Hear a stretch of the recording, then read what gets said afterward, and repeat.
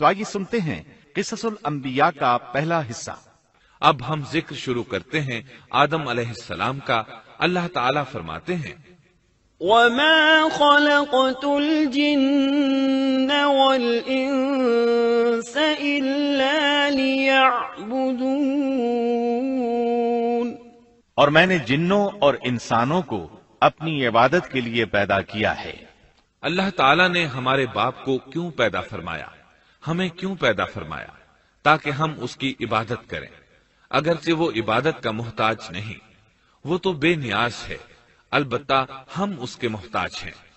اس کے اسماء بہترین اور حسین ہیں، وہ عالی شان صفات کا مالک ہے۔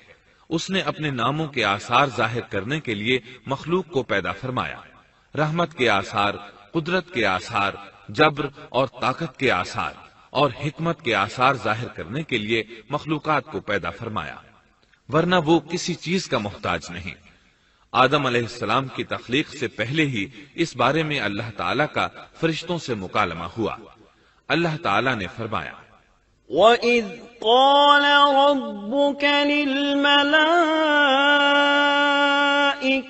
إِنِّي جَاعِلٌ فِي الْأَرْضِ خَلِيفَةً، اور جب تیرے رب نے فرشتوں سے کہا میں زمین میں ایک خلیفہ بنانے والا ہوں۔ خلیفہ سے مراد ہے نائب، اور یہ کہ اس کی نسل میں سے ہر ایک دوسرے کا خلیفہ ہوگا۔ جبکہ سیدنا ابو بکر صدیق رضی اللہ عنہ نبی اکرم صلی اللہ علیہ وسلم کے خلیفہ ہوئے، سو اللہ نے ایک خلیفہ بنانے کا ارادہ فرمایا جو زمین میں حکومت کرے اور اس کو آباد کرے۔ چنانچہ اللہ تعالیٰ نے فرمایا هُوَ أَنشَأَكُم مِّنَ الْأَرْضِ وَاسْتَعْمَرَكُمْ فِيهَا، اللہ تعالیٰ نے تمہیں زمین سے پیدا کیا اور اسی نے اس زمین میں تمہیں بسایا ہے۔ اللہ تعالیٰ کا ارادہ ہوا کہ زمین کو آباد کروائے، جبکہ جن اس قابل نہیں تھے، کیونکہ ان میں اس قدر عقل و دانش نہیں تھی کہ زمین کو پر رونق اور سرسبز و شاداب رکھ سکیں۔ علماء جنات کے بارے میں کہتے ہیں ان کا سب سے بڑا عقل مند جن انسانوں کے 10 سالہ بچے کے برابر عقل رکھتا ہے، اس لیے زمین کو آباد کرنے کی صلاحیت اللہ تعالیٰ نے انسان کو بخشی۔ اللہ نے انسان کو بہترین ڈھانچے اور حسین ترین شکل و صورت سے نوازا، پھر اپنی روح اس میں پھونکی۔ فرشتوں نے اس سے سوال کیا قالوا أتجعل فيها من يفسد فيها ويسفك الدماء ونحن نسبح بحمدك ونقدس لك قال إني أعلم ما لا تعلمون، ایسی مخلوق کو کیوں پیدا کرتا ہے جو زمین میں فساد کرے اور خون بہائے، اور ہم تیری تسبیح، حمد اور پاکیزگی بیان کرتے ہیں۔ اس کے جواب میں اللہ نے فرمایا جو میں جانتا ہوں تم نہیں جانتے۔ دراصل فرشتوں نے کسی طرح معلوم کر لیا تھا کہ آدم کی اولاد زمین میں فساد کرے گی، خون ریزی کرے گی، لیکن انہوں نے یہ بات اعتراض کے طور پر نہیں کہی تھی، کیونکہ ایسا اعتراض تو گناہ ہے، اور فرشتے پلک جھپکنے کے برابر اللہ کی معصیت اور نافرمانی نہیں کرتے، جیسا کہ ارشاد ہوتا ہے بل عباد مکرمون لا يسبقونه بالقول وهم بأمره يعملون، بلکہ وہ تو نہایت معزز عبادت گزار ہیں، کسی بات میں اللہ پر پیش دستی اور سبقت نہیں کرتے، اور اس کے حکم پر عمل کرتے ہیں۔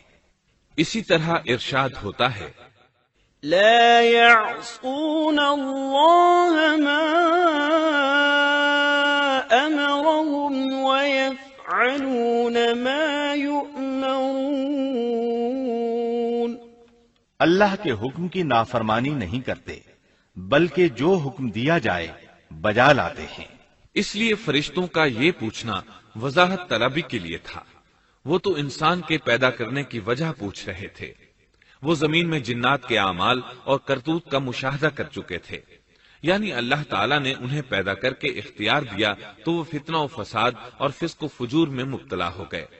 और अब एक और मखलूक जमीन में बसाई जा रही थी, तो इस बात का इम्कान था कि ये मखलूक भी उनके नक्शे कदम पर चले।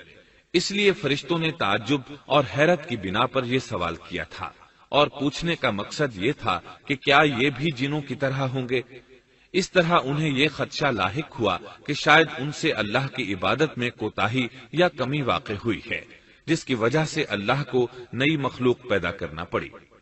इसलिए उनकी बात में यह भी था कि हम तेरी हमद और सना बयान करते हैं। बहरहाल इनके सवाल के दो मकसद थे। क्या ये जिन्नों की तरह फसाद करने वाली कौम है? क्या हमसे तेरी इबादत में कोताही हुई है? इस पर अल्लाह ताला ने फरमाया, जो मैं जानता हूं वो तुम नहीं जानते। इस मौके पर फरिश्तों के जहनों में एक और बात भी आई। वो आपस में कहने लगे कि अल्लाह ताला जो भी मखलूक पैदा करेगा वो हमसे ज्यादा मुअज़्ज़ज़ और आलिम नहीं हो सकती। यानी जब फरिश्तों ने बाकी मखलूकात का जायजा लिया, मसलन आसमान, जमीन, पहाड़, जिन, चौपायों वगैरह का, तो उन्होंने सोचा ये हमसे ज्यादा मर्तबे वाली नहीं है, लिहाजा ये मखलूक भी पैदा हो रही है तो ये हमसे ज्यादा मर्तबा नहीं रखती।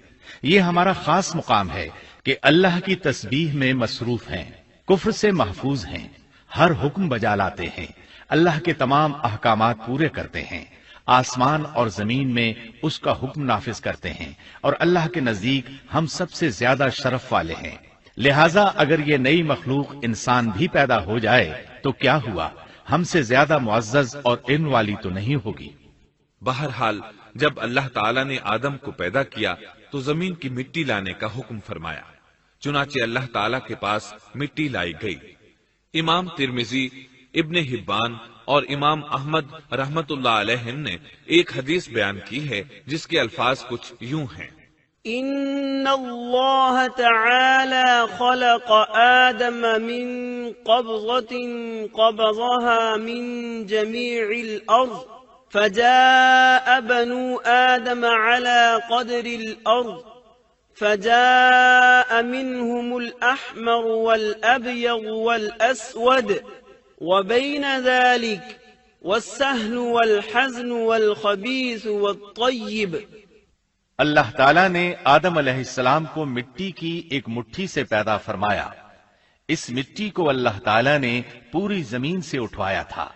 यही वजह है कि आदम की औलाद जमीन के लिहाज से ही ज़हूर पजीर हुई। बाज सुर्ख रंग के हैं तो बाज स्याह और बाज सफेद, और कुछ इसके दरमियान दरमियान में हैं। बाज नेक हैं, बाज खबीस, और कुछ पाकीज़ा किस्म के हैं। इंसान की तख्लीक मिट्टी से शुरू हुई। इस मिट्टी को पानी से तर किया गया तो ये तीन बन गई। इसी वजह से कुरान मजीद की बाज आयात में तुराब का लफ्ज आया है। तुराब खुश्क मिट्टी को कहते हैं, और बाज आयात में तीन का लफ्ज आया है। तीन तर और भीगी मिट्टी को कहते हैं।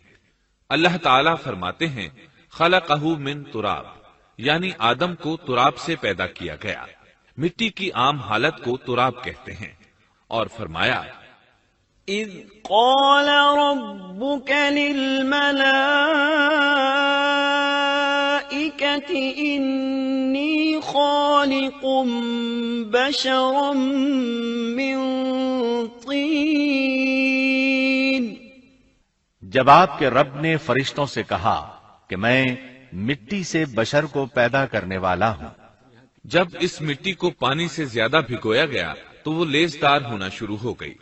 इसीलिए अल्लाह ताला ने फरमाया, इन्ना खलक़नाहुम मिन तीनिन लाज़िब। हमने इंसान को लेसदार और चिपकने वाली मिट्टी से पैदा किया। फिर अल्लाह ताला ने अपने मुबारक हाथों से इंसान का ढांचा तैयार किया। अल्लाह ने फरमाया, खलक़तु बियदै। मैंने अपने दोनों हाथों से पैदा किया। अल्लाह ताला ने इंसान की खिलकत फरिश्तों के स्पुर्द न की, बल्कि बजाते खुद उसे तख्लीक के मराहिल से गुजारा और अपने हाथों से उसकी तस्वीर कशी की। اللہ نے انسان کو پہلے ایک مورتی کی صورت میں ڈھالا، اس کے بعد ایک مقررہ مدت تک چھوڑے رکھا، یہاں تک کہ گیلی مٹی خشک ہو گئی اور اس کا رنگ سیاہ ہو گیا، بدبو آنے لگی، پھر وہ کھنکھناتی مٹی میں بدل گئی اور آخرکار آگ پر پکی ہوئی مٹی یعنی فخار ٹھیکری کی صورت اختیار کر گئی، جس سے مٹکے وغیرہ تیار کیے جاتے ہیں۔ سیاہ مٹی کو ہما ان کہتے ہیں اور بدبودار کو مسنون کہتے ہیں، اور کھنکھنا کر بولنے والی مٹی کو سلسال کہتے ہیں، اور ٹھیکری کی طرح کی مٹی کو الفخار کہتے ہیں۔ مختلف آیات میں یہ الفاظ وارد ہوئے ہیں۔ وَلَقَدْ خَلَقْنَاكُمْ ثُمَّ صَوَّرْنَاكُمْ ہم نے تمہیں پیدا کیا اور پھر ہم ہی نے تمہاری صورت بنائی، اور فرمایا وَلَقَدْ خَلَقْنَا الْإِنسَانَ مِنْ صَلْصَالٍ مِنْ حَمَإٍ مَسْنُونٍ اور یقیناً ہم نے انسان کو کھنکھناتی خشک مٹی سے پیدا کیا جو کہ بدبودار اور سیاہ گارے سے خشک ہوئی تھی، اور فرمایا خَلَقَ الْإِنسَانَ مِنْ صَلْصَالٍ كَالْفَخَّارِ اللہ نے انسان کو کھنکھناتی مٹی سے پیدا کیا جو کہ ٹھیکری کی طرح تھی۔ ان تمام آیات کریمہ میں کوئی تناقض، تعارض اور اختلاف نہیں، اس لیے کہ ان مختلف آیات میں انسان کو اس کی تخلیق کے مختلف مراحل کی یاد دہانی کرائی گئی ہے۔ خلاصہ کلام یہ ہوا کہ تخلیق کے عمل کا پہلا مرحلہ تراب تھا، یعنی عام حالت والی خشک مٹی، پھر تین یعنی بھگوئی ہوئی مٹی، پھر لیسدار مٹی یعنی سلسال، پھر ٹھیکری کی طرح کی مٹی یعنی فخار، اور یہ کام جمعے کی آخری گھڑی میں کیا گیا، اور یہ دن اللہ کے لحاظ سے شمار ہونے والے دنوں میں سے ہمارے دنوں کی طرح نہ تھا، ہمارے اور اللہ کے دن مختلف ہیں۔ تخلیق آدم دراصل اللہ کا کرشمہ ہے، انسانوں کو ایک صورت عطا کی گئی۔ اس مرحلے کا تذکرہ بخاری اور مسند احمد کی ایک روایت میں ہے۔ خلق اللہ آدم وطوله 60 ذراعا فكل من يدخل الجنة على صورة آدم فلم يزل الخلق ينقص حتى الآن۔ اللہ نے آدم کو پیدا کیا اور ان کا قد 60 ہاتھ یا 60 میٹر لمبا تھا۔ تمام جنتی لوگ اس قد آدم کے ساتھ جنت میں داخل ہوں گے، اور اس وقت سے لے کر آج تک مخلوق کا قد کم ہوتا چلا آ رہا ہے۔ بعد والے لوگ گزشتہ زمانے کے لوگوں سے ہمیشہ چھوٹے قد کے ہوتے چلے آ رہے ہیں۔ بہرحال سب سے پہلے اور سب سے لمبے انسان آدم علیہ السلام تھے۔ امام احمد نے منفرد طور پر ایک روایت بیان کی ہے، اس میں رسول اکرم صلی اللہ علیہ وسلم نے آدم علیہ السلام کی لمبائی 60 ہاتھ یعنی 60 میٹر اور چوڑائی 7 ہاتھ بیان فرمائی ہے۔ سبحان اللہ! سیدنا آدم کس قدر ضخیم اور عظیم مخلوق تھے۔ صحیح مسلم اور مسند احمد کی روایت میں ہے، لما خلق الله آدم تركه ما شاء أن يدع فجعل إبليس يطيف به ينظر إليه فلما رآه أجوف عرف أنه خلق لا يتمالك۔ اللہ نے آدم کو پیدا کیا تو اسے اپنی منشا کے مطابق کچھ عرصہ ڈھانچے کی صورت میں چھوڑے رکھا۔ ابلیس اس کے ارد گرد چکر لگانے لگا۔ اس نے دیکھا کہ وہ پیٹ والا ہے۔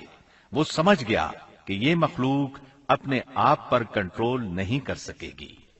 اس حدیث سے معلوم ہوتا ہے کہ انسانوں کی طرح جنات کا پیٹ نہیں ہے، صرف انسان ایسا ہے جس کا اندر والا حصہ کھوکھلا ہے۔ بہرحال اللہ نے انسان کو اس شکل و صورت میں پیدا فرمایا۔ احادیث مبارکہ میں آدم علیہ السلام اور ابلیس ملعون کا قصہ تفصیل سے بھی موجود ہے اور مختصر بھی۔ مثلا تفسیر تبری میں سیدنا عبداللہ بن عباس رضی اللہ عنہما سے روایت ہے، اللہ تعالیٰ نے آدم علیہ السلام کی مٹی کا حکم دیا، مٹی لائی گئی۔ اللہ تعالیٰ نے آدم علیہ السلام کو لیسدار اور بدبودار سیاہ مٹی سے پیدا فرمایا، اور یہ کام اللہ نے اپنے مبارک ہاتھوں سے کیا۔ آدم 40 راتیں مجسمے کی صورت میں پڑے رہے، جسم موجود تھا لیکن روح نہیں تھی۔ ابلیس آتا، اس ڈھانچے کو ٹھوکر لگاتا تو جسم سے ایسی آواز نکلتی جیسے خالی مٹکے پر ہاتھ مارنے سے نکلتی ہے۔ اسی لیے اللہ نے بھی فرمایا ہے کہ وہ کھنکھناتی مٹی سے پیدا کیے گئے۔ آدم علیہ السلام میں روح ڈالنے سے پہلے ایک مرتبہ فرشتوں کا ان کے پاس سے گزر ہوا تو وہ کچھ گھبرا سے گئے۔ ابلیس کو تو بہت زیادہ گھبراہٹ کا سامنا کرنا پڑا۔ وہ گزرتے ہوئے ٹھوکر مارتا اور کہتا، تجھے کسی خاص مقصد کے لیے پیدا کیا گیا ہے۔ یہ کہہ کر وہ آدم کے منہ میں داخل ہو جاتا اور کمر کے راستے باہر آ جاتا اور فرشتوں سے مخاطب ہو کر کہتا، اس سے گھبرانے کی کوئی ضرورت نہیں۔ اگر مجھے اس پر مسلط کر دیا گیا تو میں یقیناً اسے ہلاکت میں ڈال دوں گا، اور اگر اسے مجھ پر مسلط کر دیا گیا تو بلا شبہ میں اس کی نافرمانی کروں گا۔ اندازہ کیجئے وہ تعجب کر رہا ہے کہ انہیں کیوں پیدا کیا گیا ہے۔ اس کی آدم علیہ السلام سے دشمنی کس قدر پرانی ہے، گویا ابتدا ہی سے یہ عداوت پر ڈٹ گیا تھا۔ بہرحال اللہ نے آدم میں روح پھونکی۔ اس مضمون کو قرآن مجید میں جا بجا ذکر کیا گیا ہے۔ اللہ تعالیٰ فرماتے ہیں، فَإِذَا سَوَّيْتُهُ وَنَفَخْتُ فِيهِ مِن رُّوحِي فَقَعُوا لَهُ سَاجِدِينَ۔ جب میں اس کو ٹھیک ٹھاک کر لوں اور اس میں اپنی روح پھونک دوں تو تم سب اس کے سامنے سجدے میں گر پڑنا۔ ایک اور جگہ فرمایا، إِنَّ مَثَلَ عِيسَى عِندَ اللَّهِ كَمَثَلِ آدَمَ خَلَقَهُ مِن تُرَابٍ ثُمَّ قَالَ لَهُ كُن فَيَكُونُ۔ اللہ تعالیٰ کے نزدیک عیسیٰ علیہ السلام کی مثال ہو بہو آدم علیہ السلام کی مثال ہے۔ اللہ نے انہیں مٹی سے بنا کر کہا، ہو جا، وہ ہو گئے۔ اللہ نے آدم علیہ السلام کو مٹی سے پیدا کیا، اپنے ہاتھوں سے بنایا، پھر اس میں روح پھونکی۔ اس کا مفصل بیان احادیث میں موجود ہے۔ جب ان میں روح پھونکی گئی اور ابتدا میں روح جیسے ہی سر کے اندر داخل ہوئی، آدم علیہ السلام کو چھینک آ گئی۔ فرشتوں نے آدم علیہ السلام سے کہا، الحمدللہ کہیے۔ انہوں نے کہہ دیا۔ اللہ کی اس تعریف کے جواب میں اللہ تعالیٰ نے فرمایا، رحمک ربک، یعنی تجھ پر تیرا رب رحم فرمائے۔ سبحان اللہ، اللہ ذوالجلال والاکرام نے آدم علیہ السلام میں روح مکمل ہونے سے پہلے ہی انہیں اپنی رحمت سے سرفراز فرما دیا۔ بہرحال جب روح ان کی آنکھوں میں داخل ہوئی اور انہوں نے جنت کے پھلوں کو دیکھا تو ان میں غور و فکر کرنے لگے۔ جب روح پیٹ میں داخل ہوئی تو کھانے کی طلب محسوس ہوئی۔ ابھی روح ٹانگوں تک پہنچی نہیں اور کھانے کی خواہش پہلے ہی محسوس ہونے لگی۔ اس جلد بازی اور عجلت کی وجہ سے اللہ تعالیٰ نے فرمایا، خلق الانسان من عجل۔ انسان جلد باز مخلوق ہے۔ جب آدم علیہ السلام کو پیدا کر دیا گیا تو اللہ تعالیٰ نے ان کی پشت پر ہاتھ پھیرا۔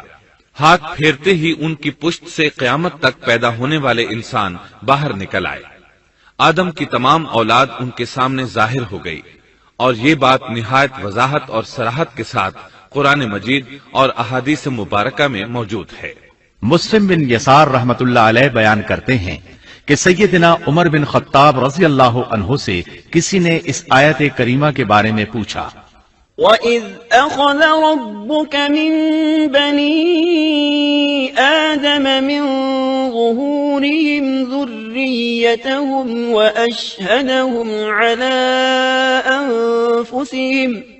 وَأَشْهَدَهُمْ عَلَىٰ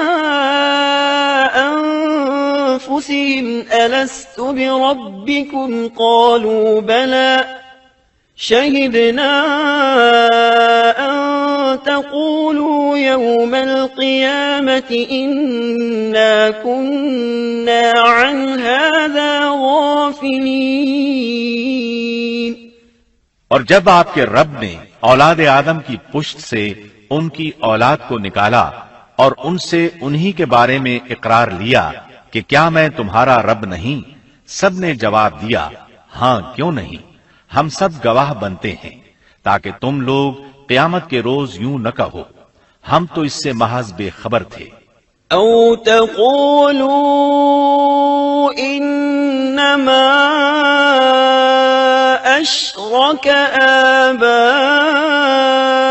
آباؤنا من قبل وكنا ذرية من بعدهم افتهلكنا بما فعل المبطلون،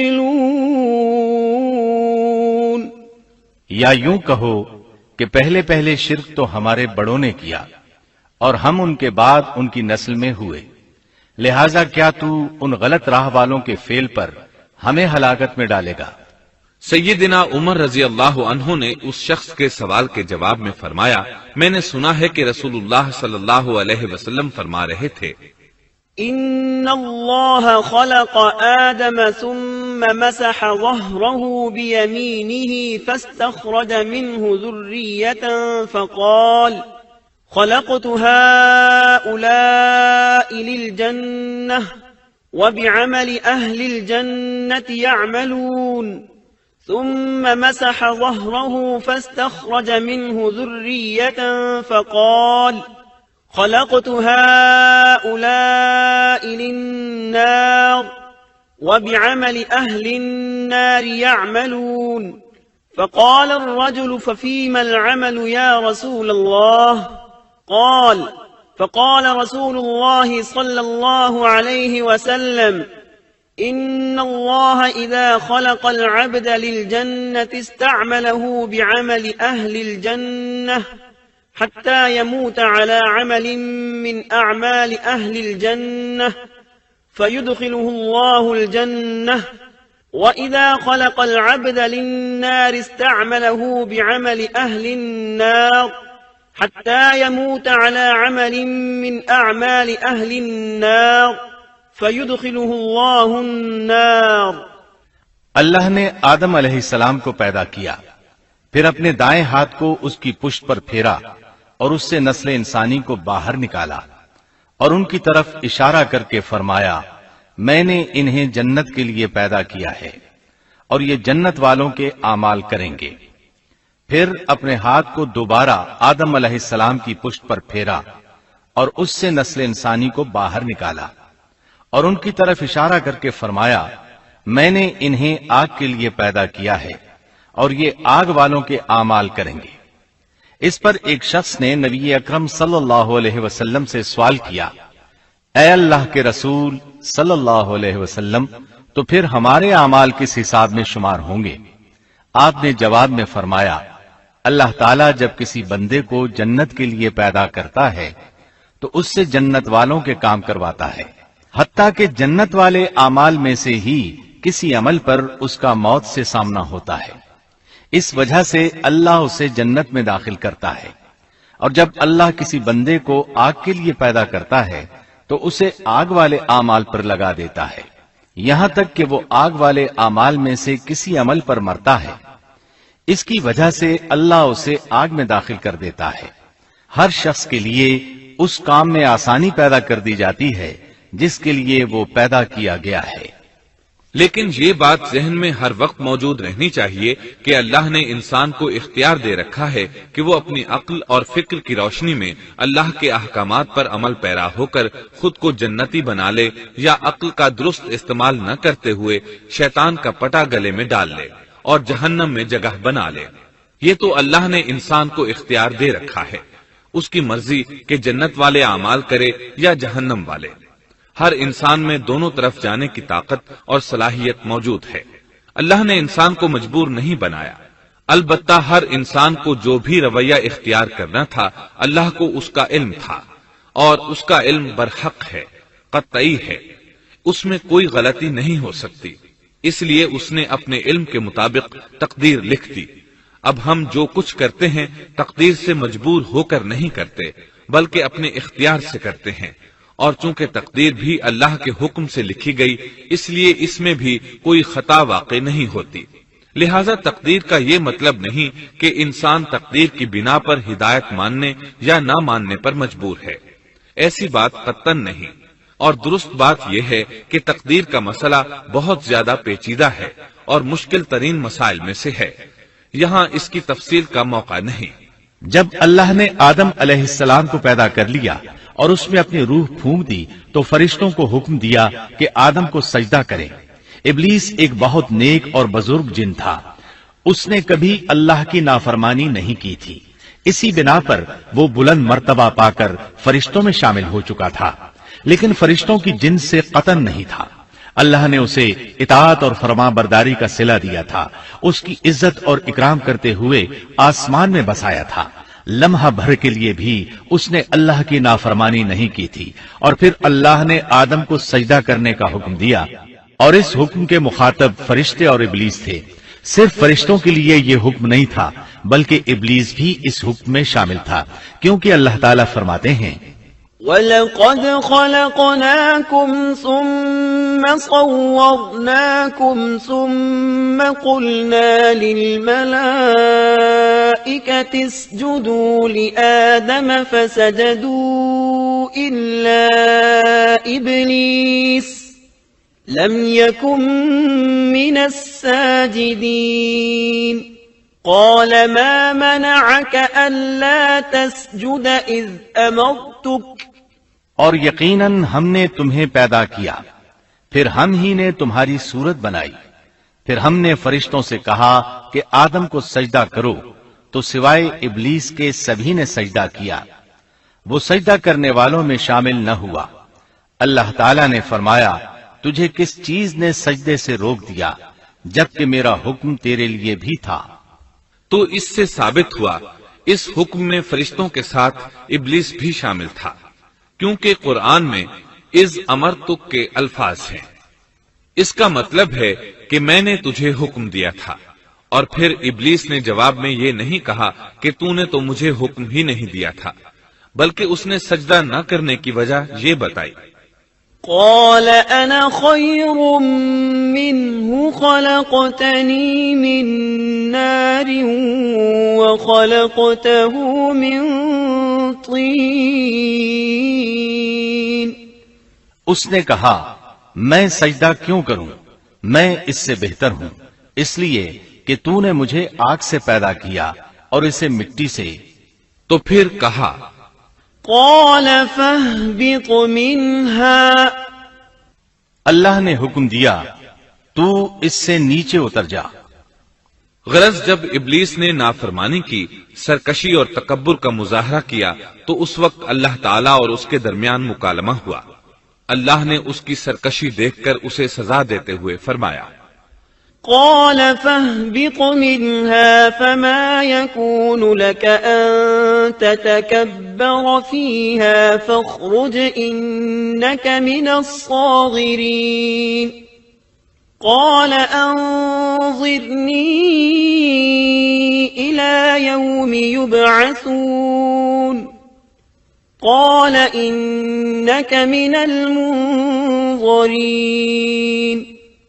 قال فبما أغويتني لأقعدن لهم صراطك المستقيم ثم لآتينهم من بين أيديهم ومن خلفهم وعن أيمانهم وعن شمائلهم ولا تجد أكثرهم شاكرين۔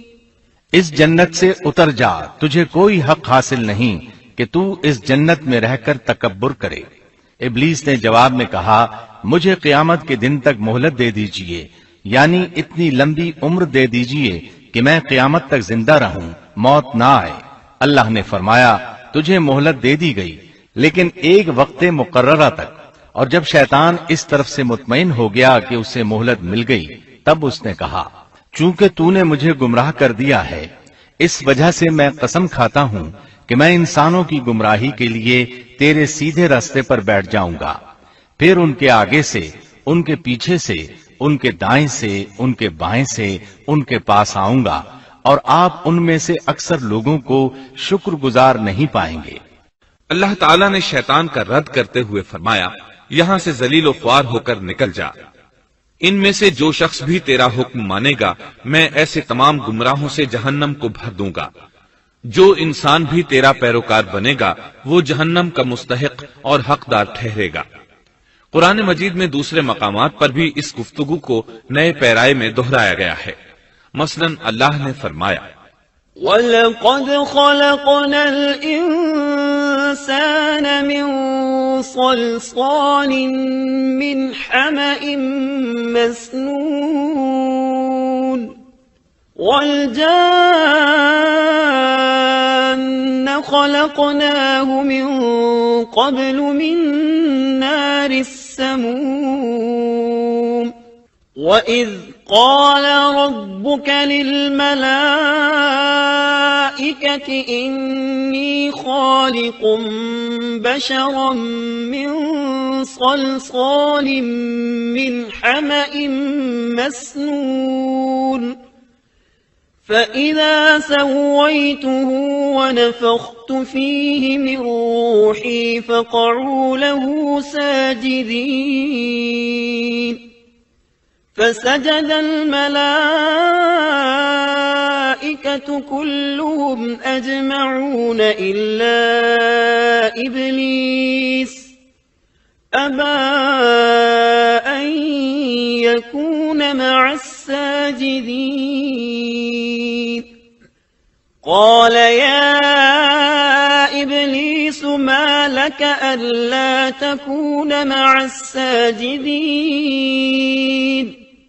قال لم أكن لأسجد لبشر خلقته من صلصال من حمأ مسنون قال فاخرج منها فإنك رجيم وإن عليك اللعنة إلى يوم الدين یقیناً ہم نے انسان کو کھنکھناتی مٹی سے پیدا فرمایا ہے جو کہ سڑے ہوئے گارے کی تھی، اور اس سے پہلے ہم نے جنات کو لو والی آگ سے پیدا کیا۔ اور جب تیرے پروردگار نے فرشتوں سے فرمایا میں انسان کو سیاہ بدبودار کھنکھناتی مٹی سے پیدا کرنے والا ہوں، جب میں اسے پورا بنا چکوں اور اس میں اپنی روح پھونک دوں تو تم سب اس کے لیے سجدے میں گر پڑنا۔ چنانچہ تمام فرشتوں نے سجدہ کیا سوائے ابلیس کے، اس نے سجدہ کرنے والوں میں شمولیت اختیار کرنے سے صاف انکار کر دیا۔ اللہ تعالیٰ نے فرمایا اے ابلیس تجھے کیا ہوا کہ تو سجدہ کرنے والوں میں شامل نہ ہوا؟ وہ بولا میں ایسے انسان کو سجدہ نہیں کر سکتا جسے تو نے سیاہ بدبودار کھنکھناتی مٹی سے پیدا کیا ہے۔ اللہ تعالیٰ نے فرمایا اب تو بہشت سے نکل جا کیونکہ تو مردود ہے اور تجھ پر قیامت کے دن تک میری پھٹکار ہے۔ قال رب فأنظرني إلى يوم يبعثون قال فإنك من المنظرين إلى يوم الوقت المعلوم قال رب بما أغويتني لأزينن لهم في الأرض ولأغوينهم أجمعين إلا عبادك منهم المخلصين قال هذا صراط علي مستقيم إن عبادي ليس لك عليهم سلطان إلا من اتبعك من الغاوين وإن جهنم لموعدهم أجمعين کہنے لگا اے میرے رب مجھے اس دن تک مہلت دے دے جس دن کے لوگ دوبارہ زندہ کیے جائیں گے۔ اللہ نے فرمایا اچھا اس مقررہ وقت کے دن تک تجھے مہلت دی گئی. کہنے لگا اے میرے رب، چونکہ تو نے مجھے گمراہ کیا ہے، مجھے بھی قسم ہے کہ میں انسانوں کے لیے زمین میں گناہوں کو خوشنما بناؤں گا اور ان سب کو بہکا دوں گا سوائے ان کے جو تیرے منتخب اور مخلص بندے ہوں گے، وہ میرے بہکاوے میں نہیں آئیں گے. اللہ نے فرمایا ہاں یہی مجھ تک پہنچنے کی سیدھی راہ ہے کہ مخلص بن جاؤ، میرے بندوں پر تجھے کوئی غلبہ نہیں ہوگا. البتہ جو گمراہ لوگ تیری پیروی کریں گے یقیناً ان کے وعدے کی جگہ جہنم ہے. ایک اور مقام پر اللہ تعالیٰ فرماتے ہیں وَإِذْ قُلْنَا لِلْمَلَائِكَةِ اسْجُدُوا لِآدَمَ فَسَجَدُوا إِلَّا إِبْلِيسَ قَالَ أَأَسْجُدُ لِمَنْ خَلَقْتَ طِينًا قَالَ أَرَأَيْتَكَ هَذَا الَّذِي كَرَّمْتَ عَلَيَّ لئن أخرتني إلى يوم القيامة لأحتنكن ذريته إلا قليلا قال اذهب فمن تبعك منهم فإن جهنم جزاؤكم جزاء موفورا. جب ہم نے فرشتوں کو حکم دیا کہ آدم کو سجدہ کرو تو ابلیس کے سوا سب نے سجدہ کیا. اس نے کہا کیا میں اسے سجدہ کروں جسے تو نے مٹی سے پیدا کیا ہے؟ اچھا دیکھ لے، اسے تو نے مجھ پر فضیلت دی ہے، اگر مجھے بھی تو نے قیامت تک ڈھیل دی تو میں سوائے چند لوگوں کے اس کی اولاد کو گمراہ کروں گا. اس پر اللہ نے فرمایا جا، ان میں سے جو بھی تیرا فرمانبردار ہو جائے گا تو تم سب کی سزا جہنم ہے جو پورا پورا بدلہ ہے.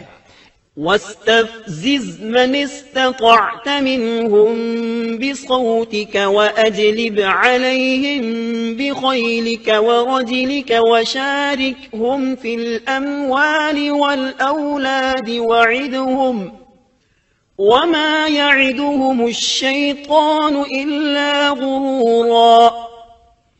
إن عبادي ليس لك عليهم سلطان وكفى بربك وكيلا. ان میں سے تو جسے بھی اپنی آواز کے ساتھ بہکا سکتا ہے بہکا لے، اور ان پر اپنے سوار اور پیادے چڑھا لا، یعنی اپنے گھڑ سوار لشکر اور پیدل لشکر کو چڑھا کر لے آ، اور اپنا ہر داؤ، ہر ترکیب اور ہر اسلحہ استعمال کر لے، اور ان کے مالوں اور اولاد میں بھی شرکت کر لے، اور تو انہیں دل بہلانے والے وعدے دے لے، یعنی ان کے برے اعمال بنا سنوار کر انہیں دکھا اور غلط خواہشات دلا، جنت، دوزخ اور دوبارہ زندہ نہ ہونے کے وعدے دے، اور ان سے شیطان کے جتنے بھی وعدے ہوتے ہیں سب کے سب سراسر فریب ہیں. یقیناً میرے سچے بندوں پر تیرا کوئی قابو اور غلبہ نہیں ہوگا، تیرا رب کارسازی کرنے والا کافی ہے. اسی طرح بہت سی آیات میں پہلی معصیت الہی کا ذکر کیا گیا ہے. سب سے پہلا نافرمان ابلیس ملعون تھا. وہ خبیث اللہ کے سامنے تکبر اور انات سے بھرپور جواب دیتا رہا. اسی وجہ سے اللہ نے اسے کافر کا لقب دیا. کافر اسے کہتے ہیں جو نعمت کا انکار کرے. اللہ نے اس پر اتنا فضل و کرم اور انعام و احسان کیا کہ بلند ترین مرتبے تک پہنچا دیا، لیکن اس نے اللہ کی اس نعمت کی قدر نہ کی، پرواہ نہ کی اور کفر کا راستہ اختیار کیا. اللہ تعالیٰ فرماتے ہیں إذ قال ربك للملائكة إني خالق بشرا من طين فإذا سويته ونفخت فيه من روحي فقعوا له ساجدين فسجد الملائكة كلهم أجمعون إلا إبليس استكبر وكان من الكافرين. جبکہ آپ کے رب نے فرشتوں سے فرمایا کہ میں مٹی سے ایک انسان کو پیدا کرنے والا ہوں، سو جب میں اسے ٹھیک ٹھاک کر لوں اور اس میں اپنی روح پھونک دوں تو تم سب اس کے سامنے سجدے میں گر پڑنا۔ چنانچہ تمام فرشتوں نے سجدہ کیا مگر ابلیس نے نہ کیا اور اس نے تکبر کیا، وہ کافروں میں سے تھا۔ سب سے پہلا گناہ تکبر تھا، اسی لیے علماء کرام فرماتے ہیں تمام گناہوں کی جڑ تکبر اور غرور ہے۔ نبی اکرم صلی اللہ علیہ وسلم نے اپنی امت کو تکبر نہ کرنے کا سختی سے حکم فرمایا، اس کی برائی، وبال اور ہلاکت سے آگاہ فرمایا۔ آپ نے فرمایا لا ينظر الله إلى من جر ثوبه خيلاء، اللہ اس شخص کی طرف رحمت سے دیکھے گا بھی نہیں جس نے تکبر کی بنا پر کپڑا ٹخنوں سے نیچے لٹکایا۔ اس کے علاوہ نبی صلی اللہ علیہ وسلم نے تو مطلقاً فرما دیا لا يدخل الجنة من كان في قلبه مثقال ذرة من كبر، وہ شخص جنت میں داخل ہونے کے قابل نہیں جس کے دل میں ذرہ برابر بھی تکبر ہے۔ جو شخص اپنے کپڑے، اپنے مکان اور اپنے قبیلے پر فخر کرتا ہے اس سے اللہ کی رحمت اٹھ جاتی ہے۔ اسی لیے نبی صلی اللہ علیہ وسلم نے جب اپنے صحابہ کرام کو دیکھا کہ مہاجر صحابی انصار صحابہ کے خلاف اور انصاری صحابی مہاجرین صحابہ کے خلاف آواز لگا رہے ہیں تو آپ نے فرمایا دعوها فإنها منتنہ، اس جاہلیت والی پکار کو چھوڑو، یہ بہت بدبودار ہے۔ برادری کی بنیاد پر لڑنا، باہم فخر کرنا برے نتائج کا ذریعہ ہے۔ گناہوں کی بنیاد بھی تکبر ہے، اس لیے ہر مومن کو چاہیے کہ اپنے نوکر، خادم، ملازم یا کسی بھی مسکین پر کبھی بھی فخر و غرور کا اظہار نہ کرے، کیونکہ یہی اللہ کی سب سے پہلی نافرمانی وجود میں آئی تھی۔ تکبر کا یہ ذکر ضمناً آ گیا۔ ہم پھر اپنے موضوع کی طرف لوٹتے ہیں۔ اللہ نے آدم علیہ السلام کو پیدا کیا اور انہیں عالم بنا کر ہی تخلیق کیا، یعنی جب وہ پیدا ہوئے تو جاہل نہیں تھے۔ اللہ نے آدم علیہ السلام کو فرشتوں سے بھی بڑا عالم بنا کر پیدا فرمایا۔ بے شمار احادیث میں آدم علیہ السلام کی ابتدا اور ان کے علم کا ذکر موجود ہے۔ جب اللہ نے آدم میں مکمل روح ڈال دی اور وہ اپنے پاؤں پر کھڑے ہو گئے تو اللہ نے انہیں حکم دیا، جاؤ فرشتوں کی جماعت کو السلام علیکم کہو۔ آدم اور فرشتوں کی زبان عربی تھی، یہی زبان اہل جنت کی ہے۔ آدم گئے، جا کر سلام کہا، انہوں نے جواب میں کہا وعلیکم السلام ورحمت اللہ، یعنی تجھ پر اللہ کی سلامتی اور رحمت ہو۔ اللہ نے فرمایا یہ تیرا اور تیری اولاد کا آپس میں ایک دوسرے کو تحفہ اور ہدیہ ہے۔ اللہ نے آدم علیہ السلام کو ابتدا ہی میں تمام نام سکھا دیے۔ مفسرین نے ان ناموں کے بارے میں بہت بحثیں ذکر کی ہیں۔ مضبوط موقف سیدنا عبداللہ بن عباس رضی اللہ عنہما کا ہے کہ اللہ نے آدم علیہ السلام کو ہر چیز کا نام سکھا دیا تھا، مثلا یہ پہاڑ ہے، یہ سمندر ہے، یہ پرندہ ہے، یہ درخت ہے وغیرہ۔ وہ آسمان اور زمین کی ہر چیز کا نام جانتے تھے۔ یہ علم کیسا تھا، انسان نے کس طرح ہر چیز کا نام پہچان لیا۔ یقیناً اللہ انسان میں یہ طاقت پیدا کر سکتا ہے کہ وہ ہر علم کا احاطہ کر سکے۔ اللہ نے آدم علیہ السلام کو ہر چیز کا نام اور اس کی صنعت اور کام بھی معلوم کرا دیا۔ آگ، لوہے، لکڑی، غرض ہر چیز کا نام اور استعمال ذہن میں ڈال دیا۔ وہ کس قدر عظیم علم سے بہرور ہوئے، سبحان اللہ۔ بہرحال اللہ نے آدم علیہ السلام کو صرف شکل و صورت اور تخلیق ہی میں بلند مرتبہ عطا نہیں کیا تھا، بلکہ عقل و علم کے لحاظ سے بھی بلند درجے اور مقام پر فائز کیا تھا، جیسا کہ اللہ تعالیٰ فرماتے ہیں وَعَلَّمَ آدَمَ الْأَسْمَاءَ كُلَّهَا ثُمَّ عَرَضَهُمْ عَلَى الْمَلَائِكَةِ، اللہ نے آدم علیہ السلام کو ہر چیز کا نام سکھا دیا، پھر ان چیزوں کو فرشتوں پر پیش کیا اور فرمایا أنبئوني بأسماء هؤلاء إن كنتم صادقين، مجھے ان چیزوں کے نام بتاؤ اگر تم سچے ہو۔ مطلب یہ کہ تم اپنے دعوے میں کہاں تک سچے ہو؟ جب آدم کی تخلیق ہوئی تو تم نے کہا تھا اللہ جو چاہے پیدا کر لے، قسم ہے وہ ہم سے زیادہ معزز اور عالم نہیں ہوگا۔ اس دعوے میں اگر تم سچے ہو تو ذرا ان اشیاء کے نام تو بتاؤ۔ اللہ تعالیٰ نے آدم علیہ السلام کا زیادہ معزز ہونا، مکرم ہونا اور علم و معرفت والا ہونا واضح کرنے کے لیے فرشتوں کو حکم دیا کہ آدم علیہ السلام کو سجدہ کریں۔ یہ سجدہ تعظیمی تھا، عبادت والا سجدہ نہیں تھا۔ سجدہ تعظیمی پہلے وقتوں میں جائز تھا لیکن اب حرام ہے۔ اسی لیے تو یعقوب علیہ السلام، ان کی بیوی اور 11 بیٹوں نے یوسف علیہ السلام کو سجدہ کیا تھا۔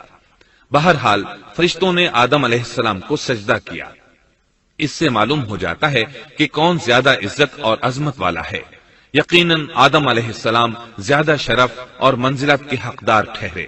جب اللہ تعالیٰ نے ان کی عزت، تکریم اور تعظیم ثابت فرما دی، تب علم و معرفت میں ان کی برتری ثابت کرنے کے لیے فرمایا اگر تم اپنے قول میں سچے ہو تو ان چیزوں کے نام بتاؤ۔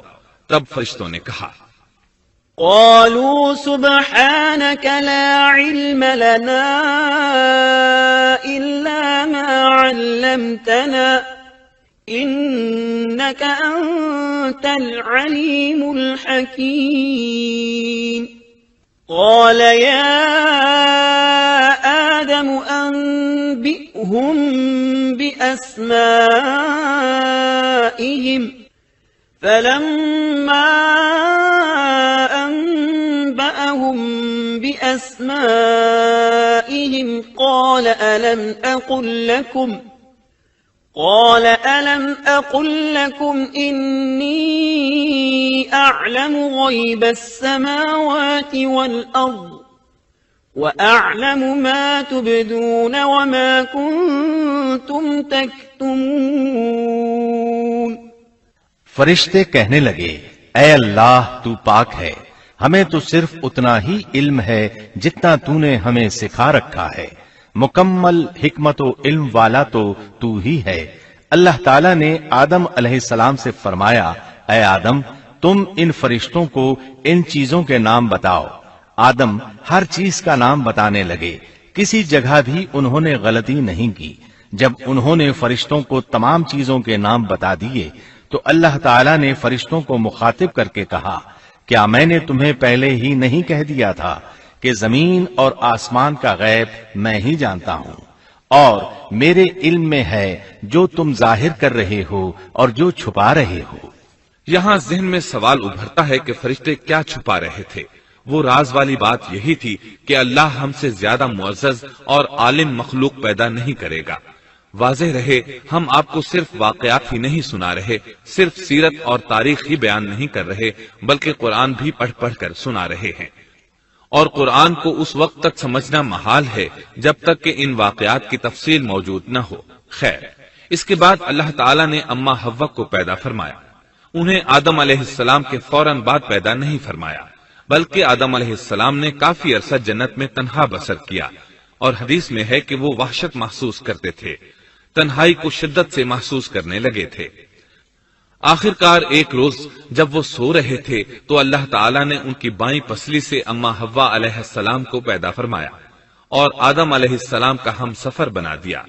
اللہ فرماتے ہیں یا ایھا الناس اتقوا ربکم الذی خلقکم من نفس واحدة وخلق منها زوجها۔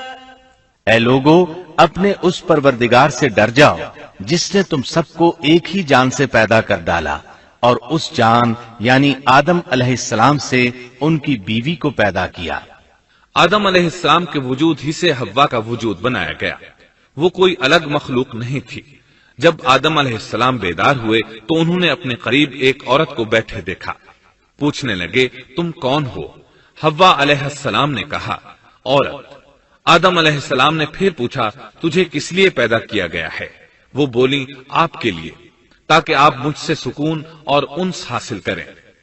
جب فرشتوں نے آدم علیہ السلام کو ایک عورت سے باتیں کرتے دیکھا تو کہنے لگے اب ایک اور نئی مخلوق پیدا کی گئی ہے۔ آدم علیہ السلام نے ان مخلوقات کا نام تو بتا دیا تھا جو مشہور و معروف تھیں، ان کا نام پوچھنا چاہیے۔ انہوں نے آدم علیہ السلام سے سوال کیا، انہوں نے فوراً جواب دیا حوا، اس لیے کہ اللہ نے تو آپ کو ہر چیز کا نام سکھا دیا تھا۔ فرشتوں نے کہا ان کا نام حوا کیوں رکھا گیا ہے؟ آدم علیہ السلام نے جواب دیا اس لیے کہ اسے ایک زندہ چیز سے پیدا کیا گیا ہے، حیات کی نسبت سے حوا نام رکھا گیا۔ مسلم شریف میں ہے، سیدنا ابو ہریرہ رضی اللہ عنہ روایت کرتے ہیں کہ رسول اللہ صلی اللہ علیہ وسلم نے فرمایا، من كان يؤمن بالله واليوم الآخر فإذا شهد أمرا فليتكلم بخير أو ليسكت واستوصوا بالنساء خيرا فإن المرأة خلقت من ضلع وإن أعوج شيء في الضلع أعلاه إن ذهبت تقيمه كسرته وإن تركته لم يزل أعوج استوصوا بالنساء خيرا۔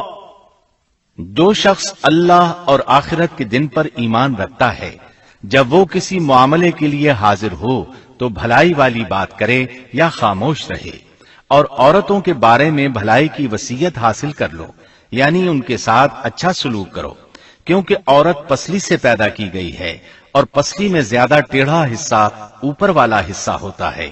اگر تم اس کو سیدھا کرنا چاہو گے تو توڑ ڈالو گے، اور اگر اس کو چھوڑ دو گے تو وہ اسی طرح ہمیشہ ٹیڑھی رہے گی۔ عورتوں کے بارے میں بھلائی کی وصیت حاصل کر لو۔ مطلب یہ کہ اسی حالت میں گزر بسر کرو، عورتوں کے بارے میں بھلائی کی وصیت حاصل کر لو۔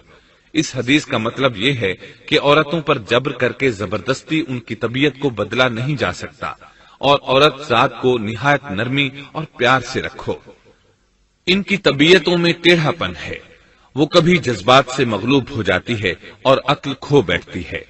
اگر کوئی اسے سیدھا کرنا چاہے تو اس سے لا تعلقی، دوری اور طلاق کی نوبت آ جائے گی۔ اگر اسے چھوڑ دو گے تو ٹیڑھا پن برقرار رہے گا۔ مرد کو بہت حوصلے سے اس صورتحال کو سنبھالنا چاہیے۔ احادیث میں سیدنا ابراہیم علیہ السلام کی زوجہ سیدہ سارہ علیہ السلام کا قصہ موجود ہے۔ وہ حوا علیہ السلام کے بعد کائنات کی سب سے زیادہ خوبصورت عورت تھی۔ احادیث سے یہ اشارہ ملتا ہے کہ حوا علیہ السلام ابتدائے انسانیت سے لے کر قیامت تک پیدا ہونے والی تمام عورتوں میں خوبصورت تھیں۔ اب ابلیس لگا اپنے وسوسے شروع کرنے۔ آدم اور حوا علیہم السلام دونوں اللہ کے حکم سے جنت میں تھے کہ شیطان نے انہیں پھسلانے کی کوشش شروع کر دی۔ اللہ تعالیٰ فرماتے ہیں، وَقُلْنَا يَا آدَمُ اسْكُنْ أَنْتَ وَزَوْجُكَ الْجَنَّةَ وَكُلَا مِنْهَا رَغَدًا حَيْثُ شِئْتُمَا۔ اور ہم نے کہہ دیا اے آدم، تم اور تمہاری بیوی جنت میں رہو اور جہاں سے چاہو با فراغت کھاؤ۔ جنت بھی کیسی، اللہ فرماتے ہیں، وَجَنَّةٍ عَرْضُهَا السَّمَاوَاتُ وَالْأَرْضُ، وہ جنت کہ جس کی چوڑائی ہی آسمانوں اور زمین کے برابر ہے۔ سو اس جنت میں سے جو چاہو سو کھاؤ، کچھ بھی منع نہیں سوائے ایک درخت کے، چنانچہ ارشاد ہوا، وَقُلْنَا يَا آدَمُ اسْكُنْ أَنْتَ وَزَوْجُكَ الْجَنَّةَ وَكُلَا مِنْهَا رَغَدًا حَيْثُ شِئْتُمَا وَلَا تَقْرَبَا هَذِهِ الشَّجَرَةَ فَتَكُونَا مِنَ الظَّالِمِينَ۔ اور ہم نے کہا اے آدم، تم اور تمہاری بیوی جنت میں رہو، پھر جس جگہ سے چاہو با فراغت کھاؤ، اور اس درخت کے پاس مت جاؤ ورنہ ظالموں میں سے ہو جاؤ گے۔ ایک اور جگہ فرمایا، وَإِذْ قُلْنَا لِلْمَلَائِكَةِ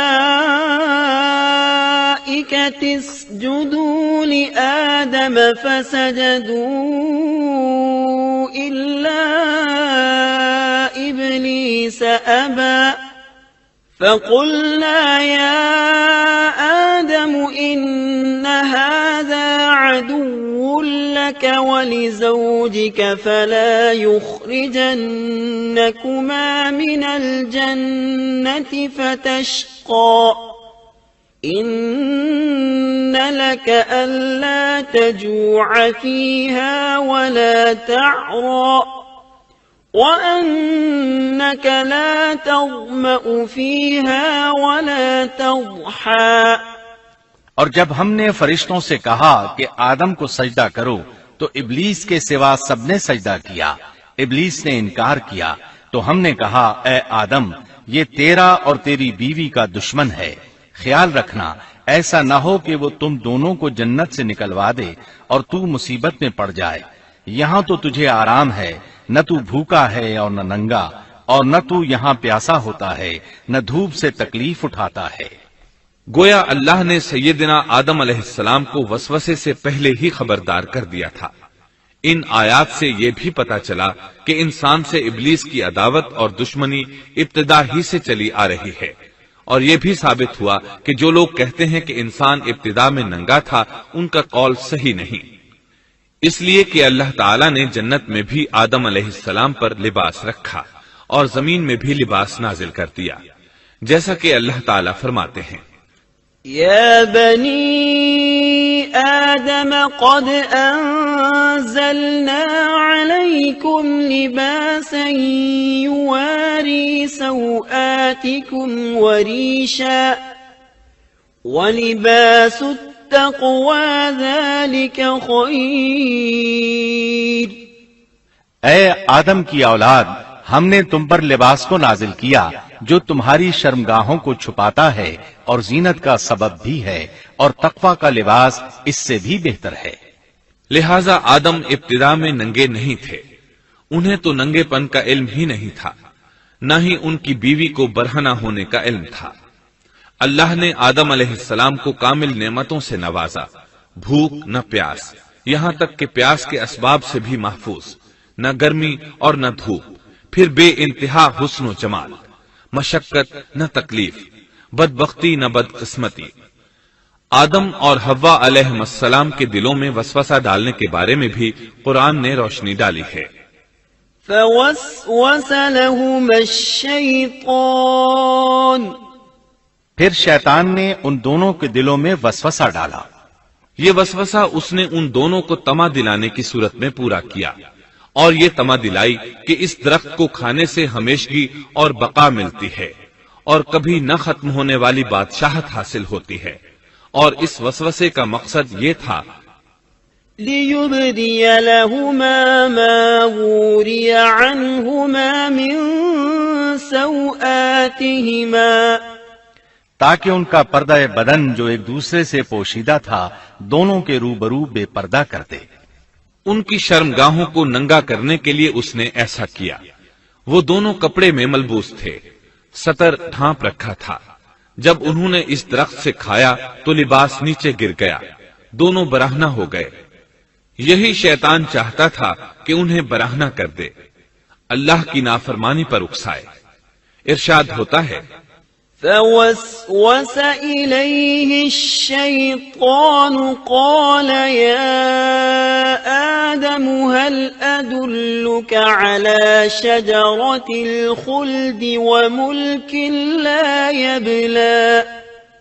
شیطان نے انہیں وسوسہ ڈالا، کہنے لگا اے آدم کیا میں تجھے دائمی زندگی کا درخت اور وہ بادشاہت نہ بتلا دوں جو کبھی پرانی نہ ہو؟ جب تم اس درخت سے کھاؤ گے تو ہمیشہ زندہ رہنے والے بن جاؤ گے اور زبردست بادشاہت حاصل کر لو گے۔ اس نے یہ تمنا بھی دلائی۔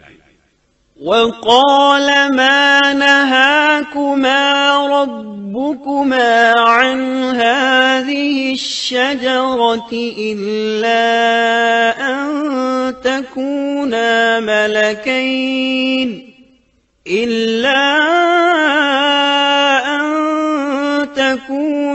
ملكين أو تكونا من الخالدين۔ تمہارے رب نے تم دونوں کو اس درخت سے اس لیے منع کیا ہے کہ تم دونوں فرشتے نہ بن جاؤ یا ہمیشہ زندہ رہنے والے نہ بن جاؤ. یعنی تم اس درخت سے کھا لو گے تو فرشتے بن جاؤ گے اور ہمیشہ قائم دائم رہو گے. پھر وہ وسوسہ ڈالتے ہوئے جھوٹی قسمیں کھانے لگا جیسا کہ ارشاد ہوتا ہے. وَقَاسَمَهُمَا إِنِّي لَكُمَا لَمِنَ النَّاصِحِينَ. اور ان دونوں کے روبرو قسمیں کھانے لگا کہ یقین آ جائے میں آپ کا خیر خواہ ہوں. اللہ کی قسم کھانے لگا اور اس وقت سے جھوٹی قسموں کی ابتدا ہوئی. اس نے ان دونوں کو فریب دے کر بہکا لیا جیسا کہ فرمایا فَدَلَّاهُمَا بِغُرُورٍ، یعنی دھوکے سے انہیں پھسلایا، حالانکہ انہیں کسی چیز کی کمی نہیں تھی. بھلا وہاں کیا محتاجی ہو سکتی تھی؟ جنت میں سکون سے زندگی بسر کر رہے تھے. جنت سے بڑھ کر کیا چاہیے؟ ہمیشہ کے لیے جنت مل چکی تھی. اللہ تعالیٰ فرماتے ہیں فَلَمَّا ذَاقَا الشَّجَرَةَ بَدَتْ لَهُمَا سَوْآتُهُمَا وَطَفِقَا يَخْصِفَانِ عَلَيْهِمَا مِنْ وَرَقِ الْجَنَّةِ. ان دونوں نے جب درخت کو چکھا دونوں کا پردہ بدن ایک دوسرے کے روبرو کھل گیا. دونوں اپنے بدنوں پر درختوں کے پتے جوڑ جوڑ کر رکھنے لگے. کپڑے اترنے پر دونوں کو حیا آئی، اس لیے کہ انسان کی فطرت میں برہنہ ہونے کی ناپسندیدگی شامل ہے. برہنہ ہو گئے تو کوئی لباس نہیں تھا، اس لیے درختوں کے پتے جوڑ کر جسم ڈھانپنے لگے. حدیث میں آیا ہے آدم بھاگنے لگے تو اللہ نے پکارا آدم مجھ سے بھاگتے ہو؟ آدم بولے اللہ میں شرم کی بنا پر بھاگ رہا ہوں اور اس وجہ سے کہ تیرے سامنے برہنہ کیسے رہوں، پھر یہ کہ نافرمانی کا ارتکاب بھی کر چکا ہوں. یہاں ایک سوال پیدا ہوتا ہے دونوں میں سے پہلے کھانے والا کون تھا؟ اس بارے میں راجح قول یہ ہے کہ وہ حوا علیہ السلام تھی.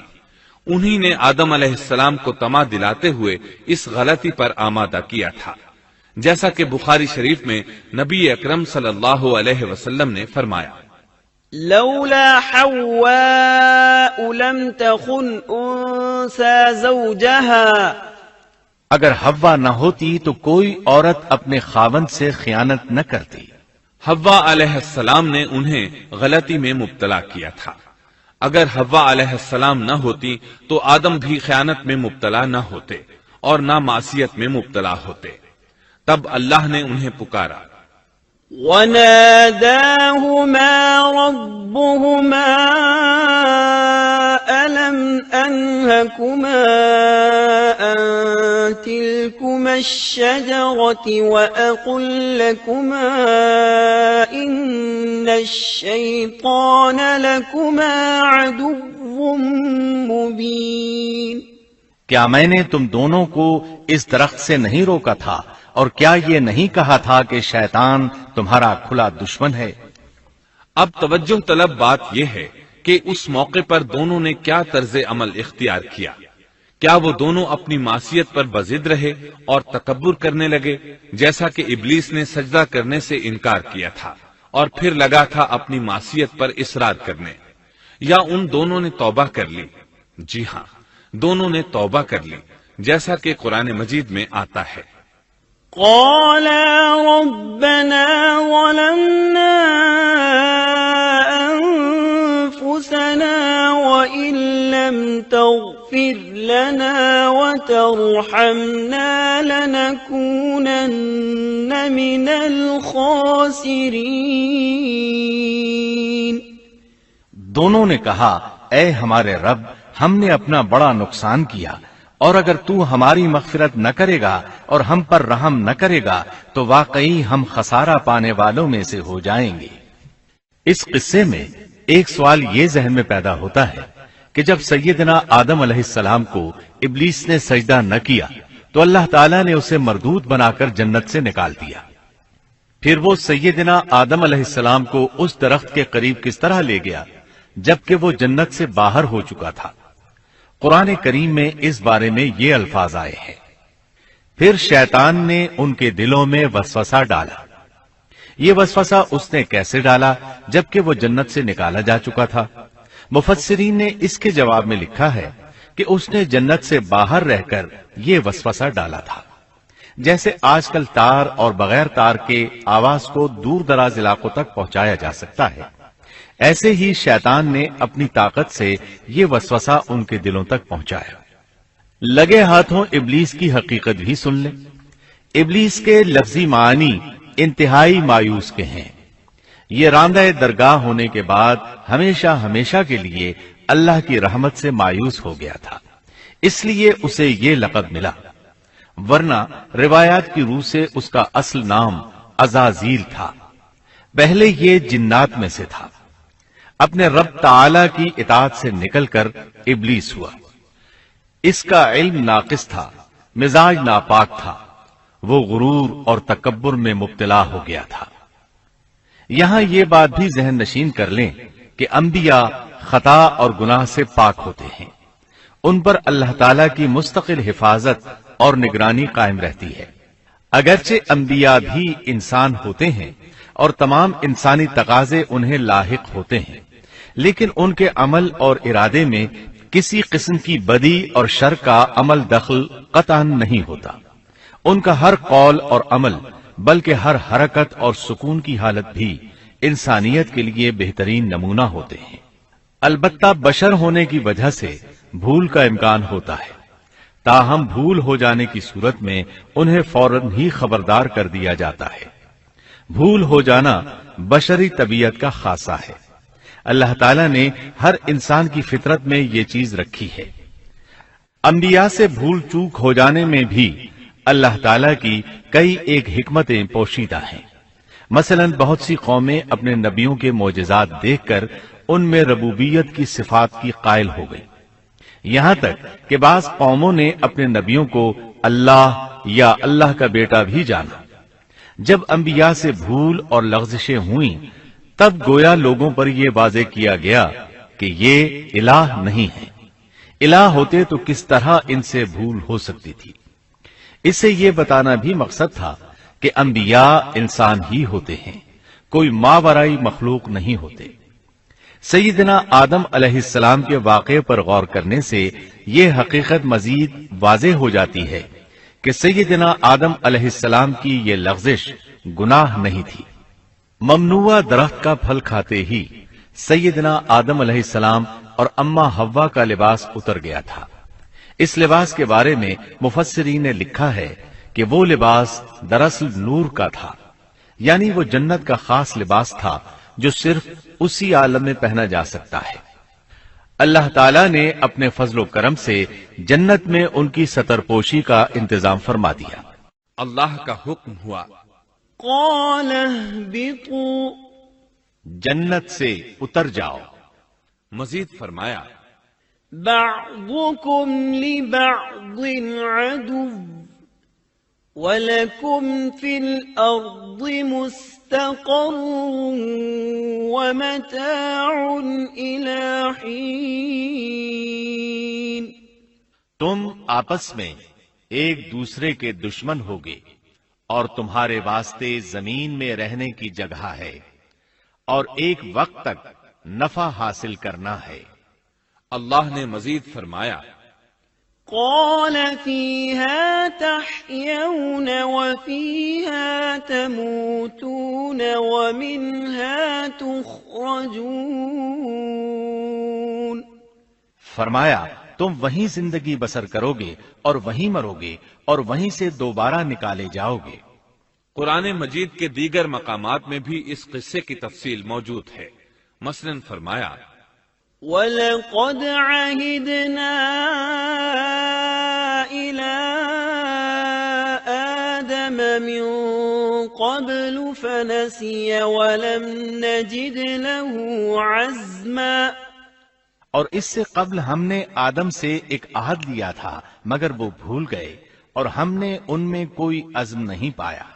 اللہ تعالی فرماتے ہیں، وَإِذْ قُلْنَا لِلْمَلَائِكَةِ اسْجُدُوا لِآدَمَ فَسَجَدُوا إلا إبليس أبى فقلنا يا آدم إن هذا عدو لك ولزوجك فلا يخرجنكما من الجنة فتشقى إن لك ألا تجوع فيها ولا تعرى وأنك لا تظمأ فيها ولا تضحى فوسوس إليه الشيطان قال يا آدم هل أدلك على شجرة الخلد وملك لا يبلى اور جب ہم نے فرشتوں سے کہا آدم کو سجدہ کرو تو ابلیس کے سوا سب نے سجدہ کیا، اس نے صاف انکار کر دیا۔ تو ہم نے کہا اے آدم یہ تیرا اور تیری بیوی کا دشمن ہے، خیال رکھنا ایسا نہ ہو وہ تم دونوں کو جنت سے نکلوا دے اور تو مصیبت میں پڑ جائے۔ یہاں تو تجھے یہ آرام ہے کہ نہ تو بھوکا ہوتا ہے اور نہ ننگا، اور نہ تو یہاں پیاسا ہوتا ہے اور نہ دھوپ سے تکلیف اٹھاتا ہے۔ لیکن شیطان نے اسے وسوسے میں ڈال دیا، کہنے لگا میں آپ کو دائمی زندگی کے درخت اور وہ بادشاہت بتلاؤں جو کبھی پرانی نہ ہو۔ فأكلا منها فبدت لهما سوآتهما وطفقا يخصفان عليهما من ورق الجنة وعصى آدم ربه فغوى ثم اجتباه ربه فتاب عليه وهدى قال اهبطا منها جميعا بعضكم لبعض عدو فإما يأتينكم مني هدى فمن اتبع هداي فلا يضل ولا يشقى ومن أعرض عن ذكري فإن له معيشة ضنكا ونحشره يوم القيامة أعمى۔ چنانچہ ان دونوں نے اس درخت سے کھایا، پس ان کے ستر کھل گئے اور وہ بہشت کے پتے اپنے اوپر چپکانے لگے۔ آدم نے اپنے رب کی نافرمانی کی، پس بہک گیا۔ پھر اس کے رب نے نوازا، اس کی طرف توجہ فرمائی اور اس کی رہنمائی کی۔ حکم ہوا تم دونوں یہاں سے اتر جاؤ، تم آپس میں ایک دوسرے کے دشمن ہو۔ اب تمہارے پاس جب کبھی میری طرف سے ہدایت پہنچے تو جو میری ہدایت کی پیروی کرے نہ تو وہ بہکے گا نہ تکلیف میں پڑے گا، ہاں جو میری یاد سے روگردانی کرے گا اس کی زندگی تنگی میں رہے گی، اور بروز قیامت ہم اسے اندھا کر کے اٹھائیں گے۔ آدم علیہ السلام زمین پر اترے اور اپنے رب سے توبہ کے کلمات سیکھ لیے۔ وہ کلمات یہ ہیں: ربنا ظلمنا انفسنا وان لم تغفر لنا وترحمنا لنكونن من الخاسرین۔ اے ہمارے رب، ہم نے اپنا نقصان کیا، اور اگر تو نے ہم پر مغفرت و رحمت نہ فرمائی تو ہم خسارہ اٹھانے والوں میں سے ہو جائیں گے۔ آدم علیہ السلام زمین پر اترے اور ان کے ساتھ حوا علیہ السلام بھی اتری، اور ان کے ساتھ ہی ابلیس کو بھی اتارا گیا۔ یہ کس جگہ پر اترے اس بارے میں اختلاف پایا جاتا ہے، لیکن ابن عباس رضی اللہ عنہ کی بات راجح محسوس ہوتی ہے کہ آدم علیہ السلام کو ہند میں اور حوا علیہ السلام کو جدے میں اتارا گیا۔ جب آدم علیہ السلام اتر آئے تو حوا علیہ السلام کی تلاش شروع کر دی، زمین میں ان کی تلاش میں سرگرداں ہوئے۔ آخر کار میدان عرفات میں دونوں کی ملاقات ہو گئی۔ چونکہ میدان عرفات میں دونوں نے ایک دوسرے کی معرفت حاصل کی تھی اور ان کا آپس میں تعارف ہوا تھا، لہٰذا اسی مناسبت سے اس میدان کا نام عرفات مشہور ہو گیا۔ پھر اللہ تعالیٰ نے زمین کے اندر انسانوں کو پھیلانا شروع کیا اور زمین کو مردوں اور عورتوں سے آباد کر دیا۔ امام طبری رحمت اللہ علیہ بیان کرتے ہیں کہ حوا علیہ السلام نے آدم علیہ السلام کے لیے 20 ولادتوں میں 40 بچوں کو جنم دیا، ہر بار 2 بچوں کو جنم دیتی تھی۔ ایک لڑکا ہوتا ایک لڑکی۔ سب سے پہلا جوڑا قابیل اور اس کی بہن قمیم کا تھا۔ پھر انسانوں کی افزائش شروع ہوئی، آبادی میں اضافہ ہونے لگا۔ اللہ نے آدم علیہ السلام ہی کو ان کا نبی متعین کر دیا، وہ انہیں دین سکھاتے رہے۔ اس وقت تمام لوگ موحد تھے، خالص توحید کو اپنانے والے تھے، یعنی کان الناس امۃ واحدہ، تمام لوگ ایک ہی امت کے تھے، ان میں شرک کا شائبہ بھی نہ تھا۔ ابن جریر اور ابن کثیر رحمہم اللہ نے ابو موسیٰ اشعری رضی اللہ عنہ کی روایت بیان کی ہے، اللہ نے جب آدم علیہ السلام کو جنت سے زمین پر اتارا تو انہیں ہر چیز کی کاریگری اور صنعت کا علم تھا۔ جب وہ اترے تو عالم بھی تھے، لباس میں ملبوس بھی تھے، کام کاج کے تمام طریقوں سے باخبر بھی تھے، لوہے، آگ، لکڑی اور کپڑے کے استعمال سے بھی بخوبی واقف تھے۔ ہمارے برعکس وہ ان کاموں کو اپنی ابتدا ہی سے جان چکے تھے، کیونکہ ہم سب لوگوں کا حال یہ ہے کہ جب تک سکھایا نہ جائے ہمیں کچھ نہیں آتا۔ آج کے دور میں بعض افریقی قبائل کے افراد وحشیانہ اور غیر مہذب زندگی گزارتے ہیں۔ علماء کا کہنا ہے کہ یہ لوگ زمین پر رہنے والوں میں سے گمراہ ترین انسان ہیں۔ انہوں نے بہترین زندگی ضائع کر دی اور گھٹیا زندگی کو پسند کیا۔ تہذیب و تمدن کا آغاز چونکہ ابتدائے آفرینش سے ہے، اس لیے ہر انسان کی فطرت میں تہذیب کی سوجھ بوجھ موجود ہے۔ بہرحال آدم علیہ السلام کے بعد انسانی مخلوق کی تعداد روز بروز بڑھتی چلی گئی اور انسانی کمزوریوں کی بنا پر گناہ شروع ہو گئے۔ زمین پر سب سے پہلے ہونے والی معصیت قابیل کے ہاتھوں اپنے بھائی حابیل کے قتل کی صورت میں سامنے آئی۔ اللہ تعالیٰ نے قرآن مجید میں قابیل اور اس کے بھائی حابیل کا قصہ بیان کیا ہے۔ قابیل قرخت اور درشت طبیعت کا مالک تھا، جبکہ اس کا بھائی حابیل رحم دل اور نرم طبیعت تھا۔ قابیل کھیتی باڑی کرتا تھا اور حابیل مویشی چراتا تھا۔ حابیل کے نرم دل ہونے کی ایک وجہ اس کا بکریاں چرانا تھا، کیونکہ ایک چرواہا اپنی بکری کو بھوکا دیکھ کر اسے چارہ کھلائے بغیر نہیں رہتا، نہیں وہ کسی بکری کو پیاسا دیکھ کر اسے بھول جاتا ہے۔ اپنے جانور پر اس کی طاقت سے زیادہ بوجھ بھی نہیں لادتا۔ بنی نوع انسان کی تعداد میں اضافے کے لیے اس وقت ایسا قانون تھا جو اب حرام ہے، اور وہ ہے بہن کے ساتھ نکاح۔ چونکہ اس وقت کے سب لوگ آدم علیہ السلام کی حقیقی اولاد تھے اور آپس میں بہن بھائی تھے، اس لیے اس وقت کی شریعت کی روح سے قابیل اپنے ساتھ جڑواں پیدا ہونے والی بہن کے سوا کسی دوسری بہن سے شادی کر سکتا تھا، اور اسی طرح حابیل اپنے ساتھ جڑواں پیدا ہونے والی بہن کے علاوہ کسی دوسری بہن سے شادی کر سکتا تھا۔ اس کی صورت یہ تھی کہ قابیل کی شادی حابیل کی بہن سے ہو اور حابیل کی شادی قابیل کی بہن سے ہو، لیکن ہوا یہ کہ حابیل کی بہن خوبصورتی میں قابیل کی بہن سے کم تھی، اس لیے قابیل نے حابیل کی بہن سے شادی کرنے سے انکار کر دیا اور اپنی جڑواں بہن سے شادی کی خواہش ظاہر کی، لیکن ایسا کرنا آدم علیہ السلام کی شریعت میں حرام تھا۔ آپ نبی بھی تھے اور رسول بھی۔ رسول اور نبی میں فرق یہ ہے کہ رسول پر شریعت اور احکام نازل ہوتے ہیں، لیکن نبی پر شریعت نازل نہیں ہوتی، البتہ اس کی طرف وحی نازل ہوتی ہے اور معجزات عطا کیے جاتے ہیں، جبکہ شریعت صرف رسولوں ہی پر نازل کی جاتی ہے۔ آدم علیہ السلام بھی چونکہ رسول تھے، اس لیے ان کی شریعت میں یہ قانون تھا کہ کوئی شخص اپنے ساتھ جڑواں پیدا ہونے والی بہن کے ساتھ شادی نہیں کر سکتا۔ قابیل اس شرعی حکم کی وجہ سے غضبناک ہو گیا، اس نے تعجب کا اظہار کرتے ہوئے اس قانون کو ماننے سے انکار کر دیا۔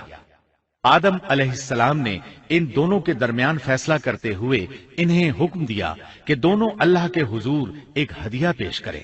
ہدیہ اس جانور کو کہتے ہیں جسے اللہ کے نام پر ذبح کر کے فقراء میں تقسیم کر دیا جائے۔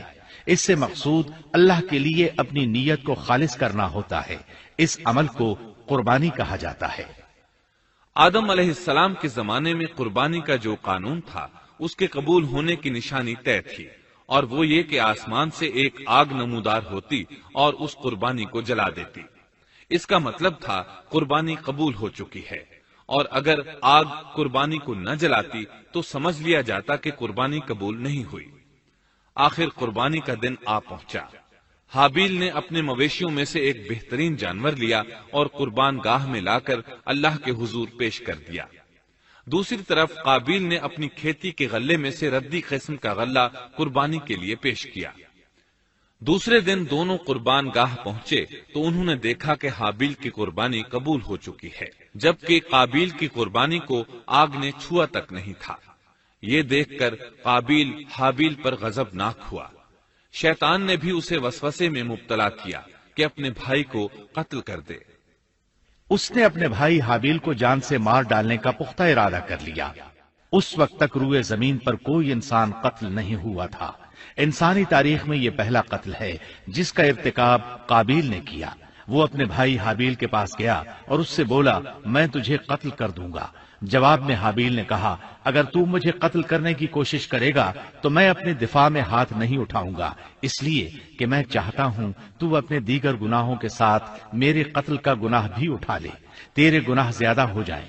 چنانچہ ایک تاریک رات میں حابیل سویا ہوا تھا کہ قابیل ایک بڑا سا پتھر اٹھا کر اس کے پاس آیا۔ اس نے وہ پتھر اپنے بھائی کے سر پر دے مارا۔ اس طرح اس نے حابیل کو قتل کر دیا، روئے زمین پر قتل کی ابتدا کر دی، زمین کو پہلے خون سے رنگ دیا۔ تاریخ انسانی میں یہ سب سے پہلا جرم تھا جو قابیل کے ہاتھوں ہوا۔ قتل تو وہ کر بیٹھا، اب حیران اور پریشان ہوا کہ اس کی لاش کا کیا کرے۔ اس وقت تک نسل انسانی موت سے بھی دوچار نہیں ہوئی تھی۔ آدم علیہ السلام کی اولاد میں سے اس وقت تک کوئی فوت نہیں ہوا تھا، اس لیے قابیل کو معلوم نہیں تھا کہ مردے کے ساتھ کیا کیا جائے۔ اسی کشمکش کے عالم میں اس نے بھائی کی لاش کو کمر پر اٹھا لیا اور چل پڑا۔ چلا جا رہا تھا کہ اللہ نے 2 کوے بھیجے۔ دونوں کوے آپس میں لڑ پڑے، ایک نے دوسرے کو ہلاک کر دیا۔ اب زندہ کوا مٹی کھودنے لگا۔ اس طرح اس نے ایک گڑھا تیار کر لیا، مردہ کوے کو اس میں رکھا اور اوپر مٹی ڈال دی۔ اس طرح قابیل کو دفن کا طریقہ معلوم ہوا۔ اس نے بھی گڑھا کھودا اور حابیل کی لاش کو اس میں دبا دیا۔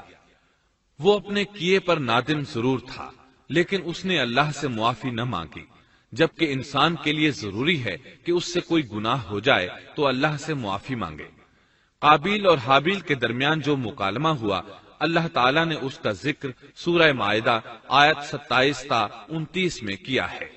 اللہ فرماتے ہیں، وَاتْلُ عَلَيْهِمْ نَبَأَ ابْنَيْ آدَمَ بِالْحَقِّ إِذْ قَرَّبَا قُرْبَانًا فَتُقُبِّلَ مِنْ أَحَدِهِمَا وَلَمْ يُتَقَبَّلْ مِنَ الْآخَرِ قَالَ لَأَقْتُلَنَّكَ قال إنما يتقبل الله من المتقين لئن بسطت إلي يدك لتقتلني ما أنا بباسط يدي إليك لأقتلك إني أخاف الله رب العالمين إني أريد أن تبوء بإثمي وإثمك فتكون من أصحاب النار وذلك جزاء الظالمين۔ آدم علیہ السلام کے دونوں بیٹوں کا کھرا کھرا حال بھی انہیں سنا دو۔ ان دونوں نے ایک نذرانہ پیش کیا، ان میں سے ایک کی نذر تو قبول ہو گئی اور دوسرے کی قبول نہ ہوئی تو وہ کہنے لگا، میں تجھے مار ہی ڈالوں گا۔ اس نے کہا، اللہ تقوی والوں ہی کا عمل قبول کرتا ہے، گو تو میرے قتل کے لیے دسترازی کرے لیکن میں تیرے قتل کے لیے ہرگز اپنا ہاتھ نہیں بڑھاؤں گا۔ میں تو اللہ تعالی پروردگار عالم سے خوف کھاتا ہوں، میں تو چاہتا ہوں کہ تو میرا گناہ اور اپنا گناہ اپنے سر پر رکھ لے اور دوزخیوں میں شامل ہو جائے، ظالموں کا یہی بدلہ ہے۔ اس کا مطلب یہ تھا کہ تیرے اور گناہوں کے ساتھ میرے قتل کا گناہ بھی تیرے ذمہ لگے اور تو ظالموں میں سے ہو جائے۔ حابیل کے قتل کے بعد قابیل پر جو گزری اس کا ذکر اللہ نے سورہ مائدہ آیت 30 اور 31 میں کیا ہے۔ فطوعت له نفسه قتل أخيه فقتله فأصبح من الخاسرين فبعث الله غرابا يبحث في الأرض ليريه كيف يواري سوءة أخيه قال يا ويلتى أعجزت أن أكون مثل هذا الغراب فأواري سوءة أخي فأصبح من النادمين. پس اسے اس کے نفس نے اپنے بھائی کے قتل پر آمادہ کر دیا اور اس نے اسے قتل کر ڈالا. اس سے وہ نقصان والوں میں سے ہو گیا. پھر اللہ تعالیٰ نے ایک کوے کو بھیجا جو زمین کھود رہا تھا تاکہ اسے دکھائے کہ وہ کس طرح اپنے بھائی کی ناش کو چھپا سکتا ہے. وہ کہنے لگا ہائے افسوس، کیا میں ایسا کرنے سے بھی گیا گزرا ہو گیا کہ اس کوے کی طرح اپنے بھائی کی لاش کو دفنا دیتا. پھر تو بڑا ہی پشیمان اور شرمندہ ہوا. امام احمد، ترمذی اور ابو داود نے سیدنا سعد بن ابی وقاص رضی اللہ عنہ سے روایت کی ہے کہ انہوں نے سیدنا عثمان رضی اللہ عنہ کی شہادت کے فتنے کے وقت فرمایا، میں گواہی دیتا ہوں کہ رسول اکرم صلی اللہ علیہ وسلم نے فرمایا تھا ایک بہت بڑا فتنہ رونما ہوگا، اس میں بیٹھنے والا کھڑے ہونے والے سے بہتر ہوگا اور کھڑا ہونے والا چلنے والے سے بہتر ہوگا اور چلنے والا دوڑنے والے سے بہتر ہوگا. کسی نے کہا اگر کوئی میرے گھر میں داخل ہو کر میری طرف ہاتھ بڑھائے تاکہ وہ مجھے قتل کر دے تو آپ صلی اللہ علیہ وسلم نے فرمایا تو آدم علیہ السلام کے بیٹے کی طرح قتل ہو جا. یعنی اس فتنے میں قتل ہو جانا، حابیل کی سنت پر عمل کرتے ہوئے خود ہاتھ نہ اٹھانا، قاتل کہلانے کی بجائے مقتول ہونے کو پسند کرنا. اسی طرح مسند احمد کی ایک روایت میں ہے رسول اللہ صلی اللہ علیہ وسلم نے فرمایا دنیا میں جب بھی کوئی ظلم سے قتل ہوتا ہے تو اس کا گناہ آدم علیہ السلام کے پہلے بیٹے قابیل کی گردن پر ضرور ہوتا ہے، اس لیے کہ وہ پہلا شخص ہے جس نے ظالمانہ قتل کی ابتدا کی اور یہ ناپاک طریقہ جاری کیا. اس حدیث سے اس جرم کی نوعیت کا بخوبی اندازہ ہوتا ہے کہ اللہ تعالیٰ نے اس کو صرف ایک قتل قرار نہیں دیا بلکہ اس کو ایک گھناؤنی حرکت قرار دیا. قیامت تک آنے والے لوگ جو اس گناہ کے مرتکب ہوں گے ان کا کچھ گناہ قابیل کے حساب میں ڈالا جائے گا. حابیل کو قتل کرنے کے بعد قابیل نے اپنی بیوی کو ساتھ لیا اور دور دراز نرم زمین کے پاس جا کر رہائش پذیر ہو گیا اور آدم علیہ السلام کے سامنے تک نہ ہوا. آدم علیہ السلام پہاڑوں کے قریب ایک بستی میں رہ رہے تھے. یہ ان سے بہت دور جا بسا تھا. اس طرح قابیل کا آدم علیہ السلام سے رابطہ بالکل ختم ہو گیا اور اس سے ایک نئی نسل کی ابتدا ہوئی. فحاشی اور اریانی کو ان کے ہاں عروج حاصل تھا. عبادت یہ لوگ اگرچہ اللہ ہی کی کرتے تھے لیکن آدم علیہ السلام کی شریعت کے خلاف بے حیائی کے دل دادا تھے. تقوی کی قلت، احکام الہی کی نافرمانی اور فحاشی کا فروغ ان کے شب و روز کا معمول تھا. اس کے بعد لوگ دو گروہوں میں تقسیم ہو گئے. شریر اور برے لوگ قابیل کے ساتھ مل گئے اور آدم علیہ السلام کے دیگر بیٹے اور نیک لوگ آدم علیہ السلام کے ساتھ مل گئے. آدم علیہ السلام 960 سال زندہ رہے. ان کی کل عمر تو 1000 سال تھی لیکن 40 سال کم کر دی گئی. سیدنا ابو ہریرہ رضی اللہ عنہ بیان کرتے ہیں کہ رسول اللہ صلی اللہ علیہ وسلم نے فرمایا جب اللہ نے آدم علیہ السلام کو پیدا فرمایا تو ان کی پیٹھ پر ہاتھ پھیرا. اس طرح قیامت تک جتنے انسان پیدا ہونے والے تھے ان کی روحیں وجود میں آ گئیں. پھر ہر ایک انسان کی آنکھوں کے درمیان ایک نور رکھ کر آدم علیہ السلام کے سامنے پیش کیا. انہوں نے پوچھا یا اللہ یہ کون ہے؟ اللہ نے فرمایا یہ تیری اولاد ہے. ان میں سے ایک کی پیشانی کی چمک آدم علیہ السلام کو بہت اچھی لگی. انہوں نے پوچھا یا اللہ یہ کون ہے؟ جواب ملا یہ تیری اولاد میں سے بہت دور جا کر ہیں. ان کا نام داؤد ہے. پوچھا ان کی عمر کتنی ہے؟ فرمایا 60 سال. آدم علیہ السلام کہنے لگے یا اللہ 40 سال میری عمر میں سے ان کی عمر میں شامل کر دے. اس سلسلے میں دوسری روایت یوں آئی ہے، جب آدم علیہ السلام کی روح قبض کرنے کے لیے فرشتہ آیا تو وہ کہنے لگے میری عمر میں تو ابھی 40 سال باقی ہیں۔ اس وقت ان کی عمر 960 سال تھی۔ انبیاء اپنی عمر سے واقف ہوتے ہیں۔ فرشتے نے کہا کیا آپ کو یاد نہیں آپ نے اپنی عمر کے 40 سال اپنی اولاد داؤد کو ہبہ کر دیے تھے۔ رسول اللہ صلی اللہ علیہ وسلم نے فرمایا چونکہ آدم علیہ السلام نے انکار کیا تو ان کی اولاد بھی انکار کی عادی ہے۔ آدم علیہ السلام خود بھول گئے، ان کی اولاد بھی بھولتی ہے۔ آدم علیہ السلام نے خطا کی، ان کی اولاد بھی خطا کرتی ہے۔ حابیل کے قتل کے بعد اللہ تعالیٰ نے آدم اور حوا علیہ السلام کو اس کا نعم البدل عطا کیا۔ اس کا نام انہوں نے شیس رکھا۔ شیس کا مطلب ہے اللہ کا دیا ہوا تحفہ۔ حابیل کے قتل پر آدم اور حوا علیہ السلام دونوں بہت غمگین ہوئے، اس لیے اللہ نے بدلے میں انہیں شیس علیہ السلام عطا فرمائے۔ سیدنا ابو ذر غفاری رضی اللہ عنہ سے مروی ایک صحیح حدیث میں ہے کہ رسول اللہ صلی اللہ علیہ وسلم نے فرمایا اللہ تعالیٰ نے 104 صحیفے نازل فرمائے، ان میں سے 50 صحیفے شیس علیہ السلام پر نازل ہوئے۔ ان صحیفوں میں ایسے قوانین، اصول اور ضابطے تھے جن سے انسانیت کی زندگی منظم ہوتی ہے۔ شیس علیہ السلام نے آدم علیہ السلام سے علم حاصل کیا، لیکن آدم علیہ السلام کا تمام علم وہ حاصل نہ کر سکے، اس لیے کہ آدم علیہ السلام نے بالمشافہہ اللہ تعالیٰ سے علم حاصل کیا تھا، اور بہت سی اشیاء کا علم اللہ تعالیٰ نے انہیں سکھا دیا تھا، اس لیے وہ تمام علماء سے بڑھ کر عالم تھے۔ شیس علیہ السلام نے آدم علیہ السلام سے علوم سیکھ کر لوگوں کو سکھائے۔ لوگوں نے ان سے مختلف علوم، فنون اور پیشے سیکھے۔ انہیں شہروں میں رہنے سہنے کے بارے میں تعلیم دی، دن رات کے حسابات سے انہیں آگاہ کیا اور انہیں بتایا کہ کن اوقات میں وہ اللہ کی عبادت کریں اور عبادت کے طریقے انہیں سکھائے۔ احادیث میں اس کی وضاحت ملتی ہے۔ امام احمد رحمت اللہ علیہ بیان کرتے ہیں کہ ابو زمعہ سعدی کہتے ہیں کہ انہوں نے مدینے میں ایک شیخ کو لوگوں سے کلام کرتے دیکھا تو ان کے متعلق پوچھا یہ کون شخص ہے؟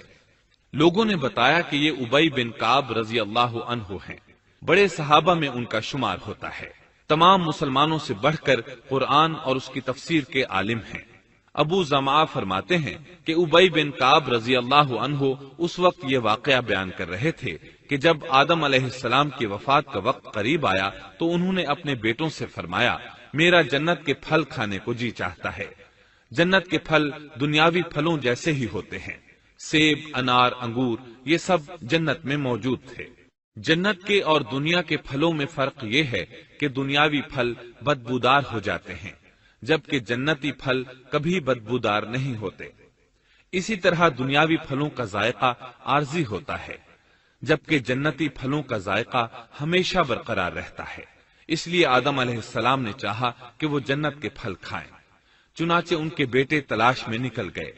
انہوں نے اپنے ساتھ کلہاڑے، کدالیں اور ٹوکریاں لے لی۔ راستے میں انہیں فرشتے ملے، ان کے پاس آدم علیہ السلام کا کفن اور خوشبو وغیرہ تھی۔ انہوں نے پوچھا آدم کے بیٹو کس چیز کی تلاش میں ہو، کہاں جا رہے ہو؟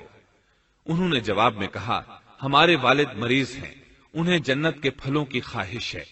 فرشتے ان کے سامنے انسانی شکل میں آئے تھے، ان کی بات سن کر بولے واپس جاؤ، تمہارے والد فوت ہونے کے قریب ہیں، اب ان میں اتنی طاقت نہیں رہی کہ پھل کھا سکیں۔ جب فرشتے آدم علیہ السلام کی روح قبض کرنے کے لیے آئے تو حوا علیہ السلام نے انہیں پہچان لیا۔ وہ بلند آواز سے آدم علیہ السلام کو پکارنے لگی، ان کے ساتھ چمٹ گئیں۔ آدم علیہ السلام بولے مجھ سے الگ ہو جاؤ، پہلے بھی مجھے تمہاری وجہ سے مصیبت پہنچی تھی، میرے اور میرے رب کے فرشتوں کے درمیان سے ہٹ جاؤ۔ پھر فرشتوں نے آدم علیہ السلام کی روح قبض کی، انہیں غسل دیا، کفن پہنایا، خوشبو لگائی، آپ کی قبر کھودی، پھر انہوں نے آدم علیہ السلام کی نماز جنازہ ادا کی، اس کے بعد انہیں قبر میں اتارا، پھر اوپر مٹی ڈال دی اور بولے آدم کے بیٹو تمہارے لیے یہی طریقہ ہے۔ اس وقت تک لوگ کفن دفن کے احکامات سے واقف نہیں تھے، انہیں علم نہ تھا کہ قابیل نے اپنے بھائی کو کیسے دفن کیا تھا، اس لیے فرشتوں کو بھیجا گیا تاکہ تدفین کا طریقہ بتا دیں۔ تو اس طرح انسان کو دفن کرنے کا طریقہ معلوم ہوا جو فرشتے لے کر آئے تھے۔ آدم علیہ السلام نے اپنی 960 سال کی مکمل زندگی میں سوائے اس درخت کا پھل کھانے کے اور کوئی خطا نہیں کی۔ یہ تھا ہمارے باپ سیدنا آدم علیہ السلام کا اسوہ اور سیرت طیبہ کا حال۔ آپ کی وفات کے 1 سال بعد حوا علیہ السلام بھی وفات پا گئیں۔ آدم علیہ السلام کی وفات کے بعد ان کے بیٹے شیس علیہ السلام نے ان کی ذمہ داریاں سنبھال لی۔ اب تبلیغ کا کام انہیں کرنا تھا۔ ادھر قابیل جو نرم زمین میں جا آباد ہوا تھا، اس کی اولاد نے فتنہ و فساد اور سرکشی کی زندگی اختیار کی۔ انہوں نے قتل و غارت گری کا بازار گرم کر دیا۔ یہ لوگ آدم علیہ السلام کی قوم کے پاس سے گزرتے تو وہاں بھی فساد مچاتے۔ ابن عباس رضی اللہ عنہما سورۃ الاحزاب آیت 33 کی تفسیر کرتے ہوئے فرماتے ہیں، وَلَا تَبَرَّجْنَ تَبَرُّجَ الْجَاهِلِيَّةِ الْأُولَى، پرانے زمانے کی جاہلیت کی طرح اپنے بناؤ کا اظہار نہ کیا کرو۔ اس وقت 2 نسلیں آباد تھیں، ایک پہاڑ پر اور دوسری نرم زمین پر۔ پہاڑوں کے مرد خوش شکل تھے، عورتیں سیاہ فام تھیں، جبکہ زمین والوں کی عورتیں خوبصورت تھیں اور مردوں کے رنگ سانولے تھے۔ اب ابلیس نے اپنا کام شروع کیا۔ وہ انسانی شکل میں نرم زمین والوں کے پاس آیا اور ایک شخص کا غلام بن کر رہنے لگا۔ پھر اس نے بانسری شکل کی ایک چیز ایجاد کی اور اس کو بجانے لگا۔ لوگ اس آواز پر لٹو ہو گئے، اس کے گرد بھیڑ لگا کر سننے لگے۔ پھر ایک دن میلے کا مقرر ہو گیا، اس میں 1000 مرد اور عورتیں جمع ہونے لگے۔ اتفاق سے وہاں ایک دن ایک پہاڑی آدمی بھی آ گیا۔ اس نے میدانی عورتوں کے حسن و جمال کو دیکھا۔ اس نے اپنے قبیلے والوں سے ان کے حسن و جمال کا ذکر کیا۔ اب وہاں کے لوگ کثرت سے میدانی علاقے میں آنے لگے۔ اس طرح آہستہ آہستہ مردوں اور عورتوں میں اختلاط بڑھا، بدکاری اور زناکاری عام ہوئی، جبکہ یہ سب کام شیس علیہ السلام کی شریعت میں حرام تھے۔ یہ سب بیان کرنے کے بعد ابن عباس رضی اللہ عنہما کہتے ہیں، اللہ تعالیٰ کے قول وَلَا تَبَرَّجْنَ تَبَرُّجَ الْجَاهِلِيَّةِ الْأُولَى کی یہی تفسیر ہے، اور قدیم جاہلیت سے یہی مراد ہے، کیونکہ ان لوگوں نے زمین میں ایک عظیم فساد اور انتشار برپا کر رکھا تھا۔ شیس علیہ السلام اپنی قوم کے لوگوں کو سمجھاتے رہے کہ وہ ان شریر اور فسادی لوگوں کے ساتھ میل جول نہ رکھیں، لیکن شیطان مسلسل انہیں ورغلاتا رہا، یہاں تک کہ شیس علیہ السلام کے ساتھ بہت تھوڑے لوگ رہ گئے اور قابیل کی قوم میں بہت اضافہ ہو گیا۔ لوگ یوں ہی زندگی بسر کرتے رہے، یہاں تک کہ اللہ تعالیٰ نے ان میں ادریس علیہ السلام کو مبعوث فرمایا۔ چنانچہ اب ہم آپ کو ادریس علیہ السلام کے بارے میں بتاتے ہیں۔ ایک حدیث میں ہے کہ آدم اور شیس علیہ السلام کے بعد ادریس علیہ السلام پہلے نبی ہیں۔ ایک دوسری حدیث میں ہے کہ ادریس علیہ السلام پہلے نبی ہیں جنہوں نے قلم کے ذریعے لکھا اور لوگوں کو کتابت سکھائی۔ حافظ ابن کثیر نے ان کا حلیہ کچھ یوں بیان کیا ہے، پورا قد و قامت، خوبصورت، خوب رو، گھنی داڑھی، عمدہ اوصاف کے مالک، چوڑے کندھے، مضبوط ہڈیاں، دبلے پتلے، سرمگی چمکدار آنکھیں، گفتگو باوقار، خاموشی پسند، سنجیدہ اور متین، چلتے ہوئے نظر نیچی، انتہائی فکر و خوض کے عادی، غصے کے وقت سخت غضبناک، باتیں کرنے میں شہادت کی انگلی سے بار بار اشارہ کرنے کے عادی۔ ادریس علیہ السلام شیس علیہ السلام کی شریعت پر عمل پیرا رہے، چونکہ ادریس علیہ السلام رسول بھی تھے، اس لیے اللہ کی طرف سے مستقل ان پر شریعت نازل ہوئی، جس کی تشریح و تفسیر کر کے لوگوں کو احکام الہی سے آگاہ فرماتے۔ ادریس علیہ السلام نے جب دیکھا کہ مفسدین ایمان والوں پر ظلم و زیادتی کر رہے ہیں، ان کا فساد بڑھتا جا رہا ہے اور سمجھانے کے باوجود یہ لوگ باز نہیں آ رہے، تو انہوں نے اپنے پیروکاروں کو جہاد کا حکم دیا۔ ادریس علیہ السلام پہلے شخص ہیں جنہوں نے اللہ کے راستے میں جہاد کیا، غنیمتیں حاصل کی اور دشمنوں کو قیدی بنایا، لیکن غنیمتیں اور قیدی ان کے لیے حلال نہیں تھے۔ رسول اللہ صلی اللہ علیہ وسلم پہلے رسول ہیں جن کے لیے غنیمتیں حلال کی گئیں، لیکن یہ بات یقینی ہے کہ جہاد سب سے پہلے ادریس علیہ السلام نے کیا۔ انہوں نے جہاد کے لیے سب سے پہلے ایک لشکر تیار کیا، پھر اس لشکر کو 2 حصوں میں تقسیم کیا۔ ایک حصہ پیادوں پر مشتمل تھا، دوسرا سواروں پر۔ چنانچہ بھرپور تیاری کے بعد ادریس علیہ السلام نے قابیل کی قوم پر چڑھائی کر دی۔ حق و باطل کے درمیان زبردست مارکے ہوئے۔ آخرکار ادریس علیہ السلام نے انہیں گھٹنے ٹیکنے پر مجبور کر دیا۔ ان کا بہت سا مال و اسباب لوٹ لیا اور لوگوں کو قیدی بنا لیا۔ اللہ تعالیٰ نے ان تمام باتوں کا ذکر نہیں فرمایا، بلکہ اللہ نے ان کی سیرت کے بارے میں اپنی کتاب قرآن مجید میں اشارتاً ذکر فرمایا ہے۔ مثلا سورہ مریم آیات 56 اور 57 میں ارشاد ہوتا ہے، واذكر في الكتاب إدريس إنه كان صديقا نبيا ورفعناه مكانا عليا۔ اور اس کتاب میں ادریس کا بھی ذکر کر، وہ بھی نیک کردار نبی تھے، ہم نے انہیں بلند مقام پر اٹھایا۔ ان کے بلند مرتبے کے بارے میں بخاری اور مسلم میں حدیث موجود ہے کہ نبی کریم صلی اللہ علیہ وسلم نے فرمایا، میں نے معراج کی رات 4تھے آسمان پر ادریس علیہ السلام سے ملاقات کی۔ وہ 4تھے آسمان پر بلند مقام پر فائز تھے۔ ابن جریر نے ایک روایت بیان کی ہے، وہ روایت اس بات کی وضاحت کرتی ہے کہ اللہ تعالیٰ کے ارشاد وَرَفَعْنَاهُ مَكَانًا عَلِيًّا سے کیا مراد ہے، اس کا کیا مفہوم ہے؟ ابن جریر کے علاوہ دیگر بڑے بڑے مفسرین اور مورخین نے بھی اس روایت کو ذکر کیا ہے، لیکن اس کی کوئی صحیح سند نہیں مل سکی۔ وہ روایت یہ ہے، ابن ابی حاتم وغیرہ نے اس روایت کو ہلال بن یسار سے بیان کیا ہے۔ وہ کہتے ہیں، میری موجودگی میں ابن عباس رضی اللہ عنہما نے کعب رحمت اللہ علیہ سے پوچھا، کعب، ادریس علیہ السلام کے متعلق اللہ تعالیٰ کے اس قول وَرَفَعْنَاهُ مَكَانًا عَلِيًّا ہم نے انہیں بلند مقام پر اٹھا لیا کا کیا مطلب ہے؟ تو کعب رحمت اللہ علیہ نے جواب دیا، اللہ تعالیٰ نے ادریس علیہ السلام پر ایک مرتبہ یہ وحی نازل فرمائی، اے ادریس، تمام اہل دنیا جس قدر روزانہ نیک عمل کریں گے ان سب کے برابر میں تجھے ہر دن اجر دوں گا۔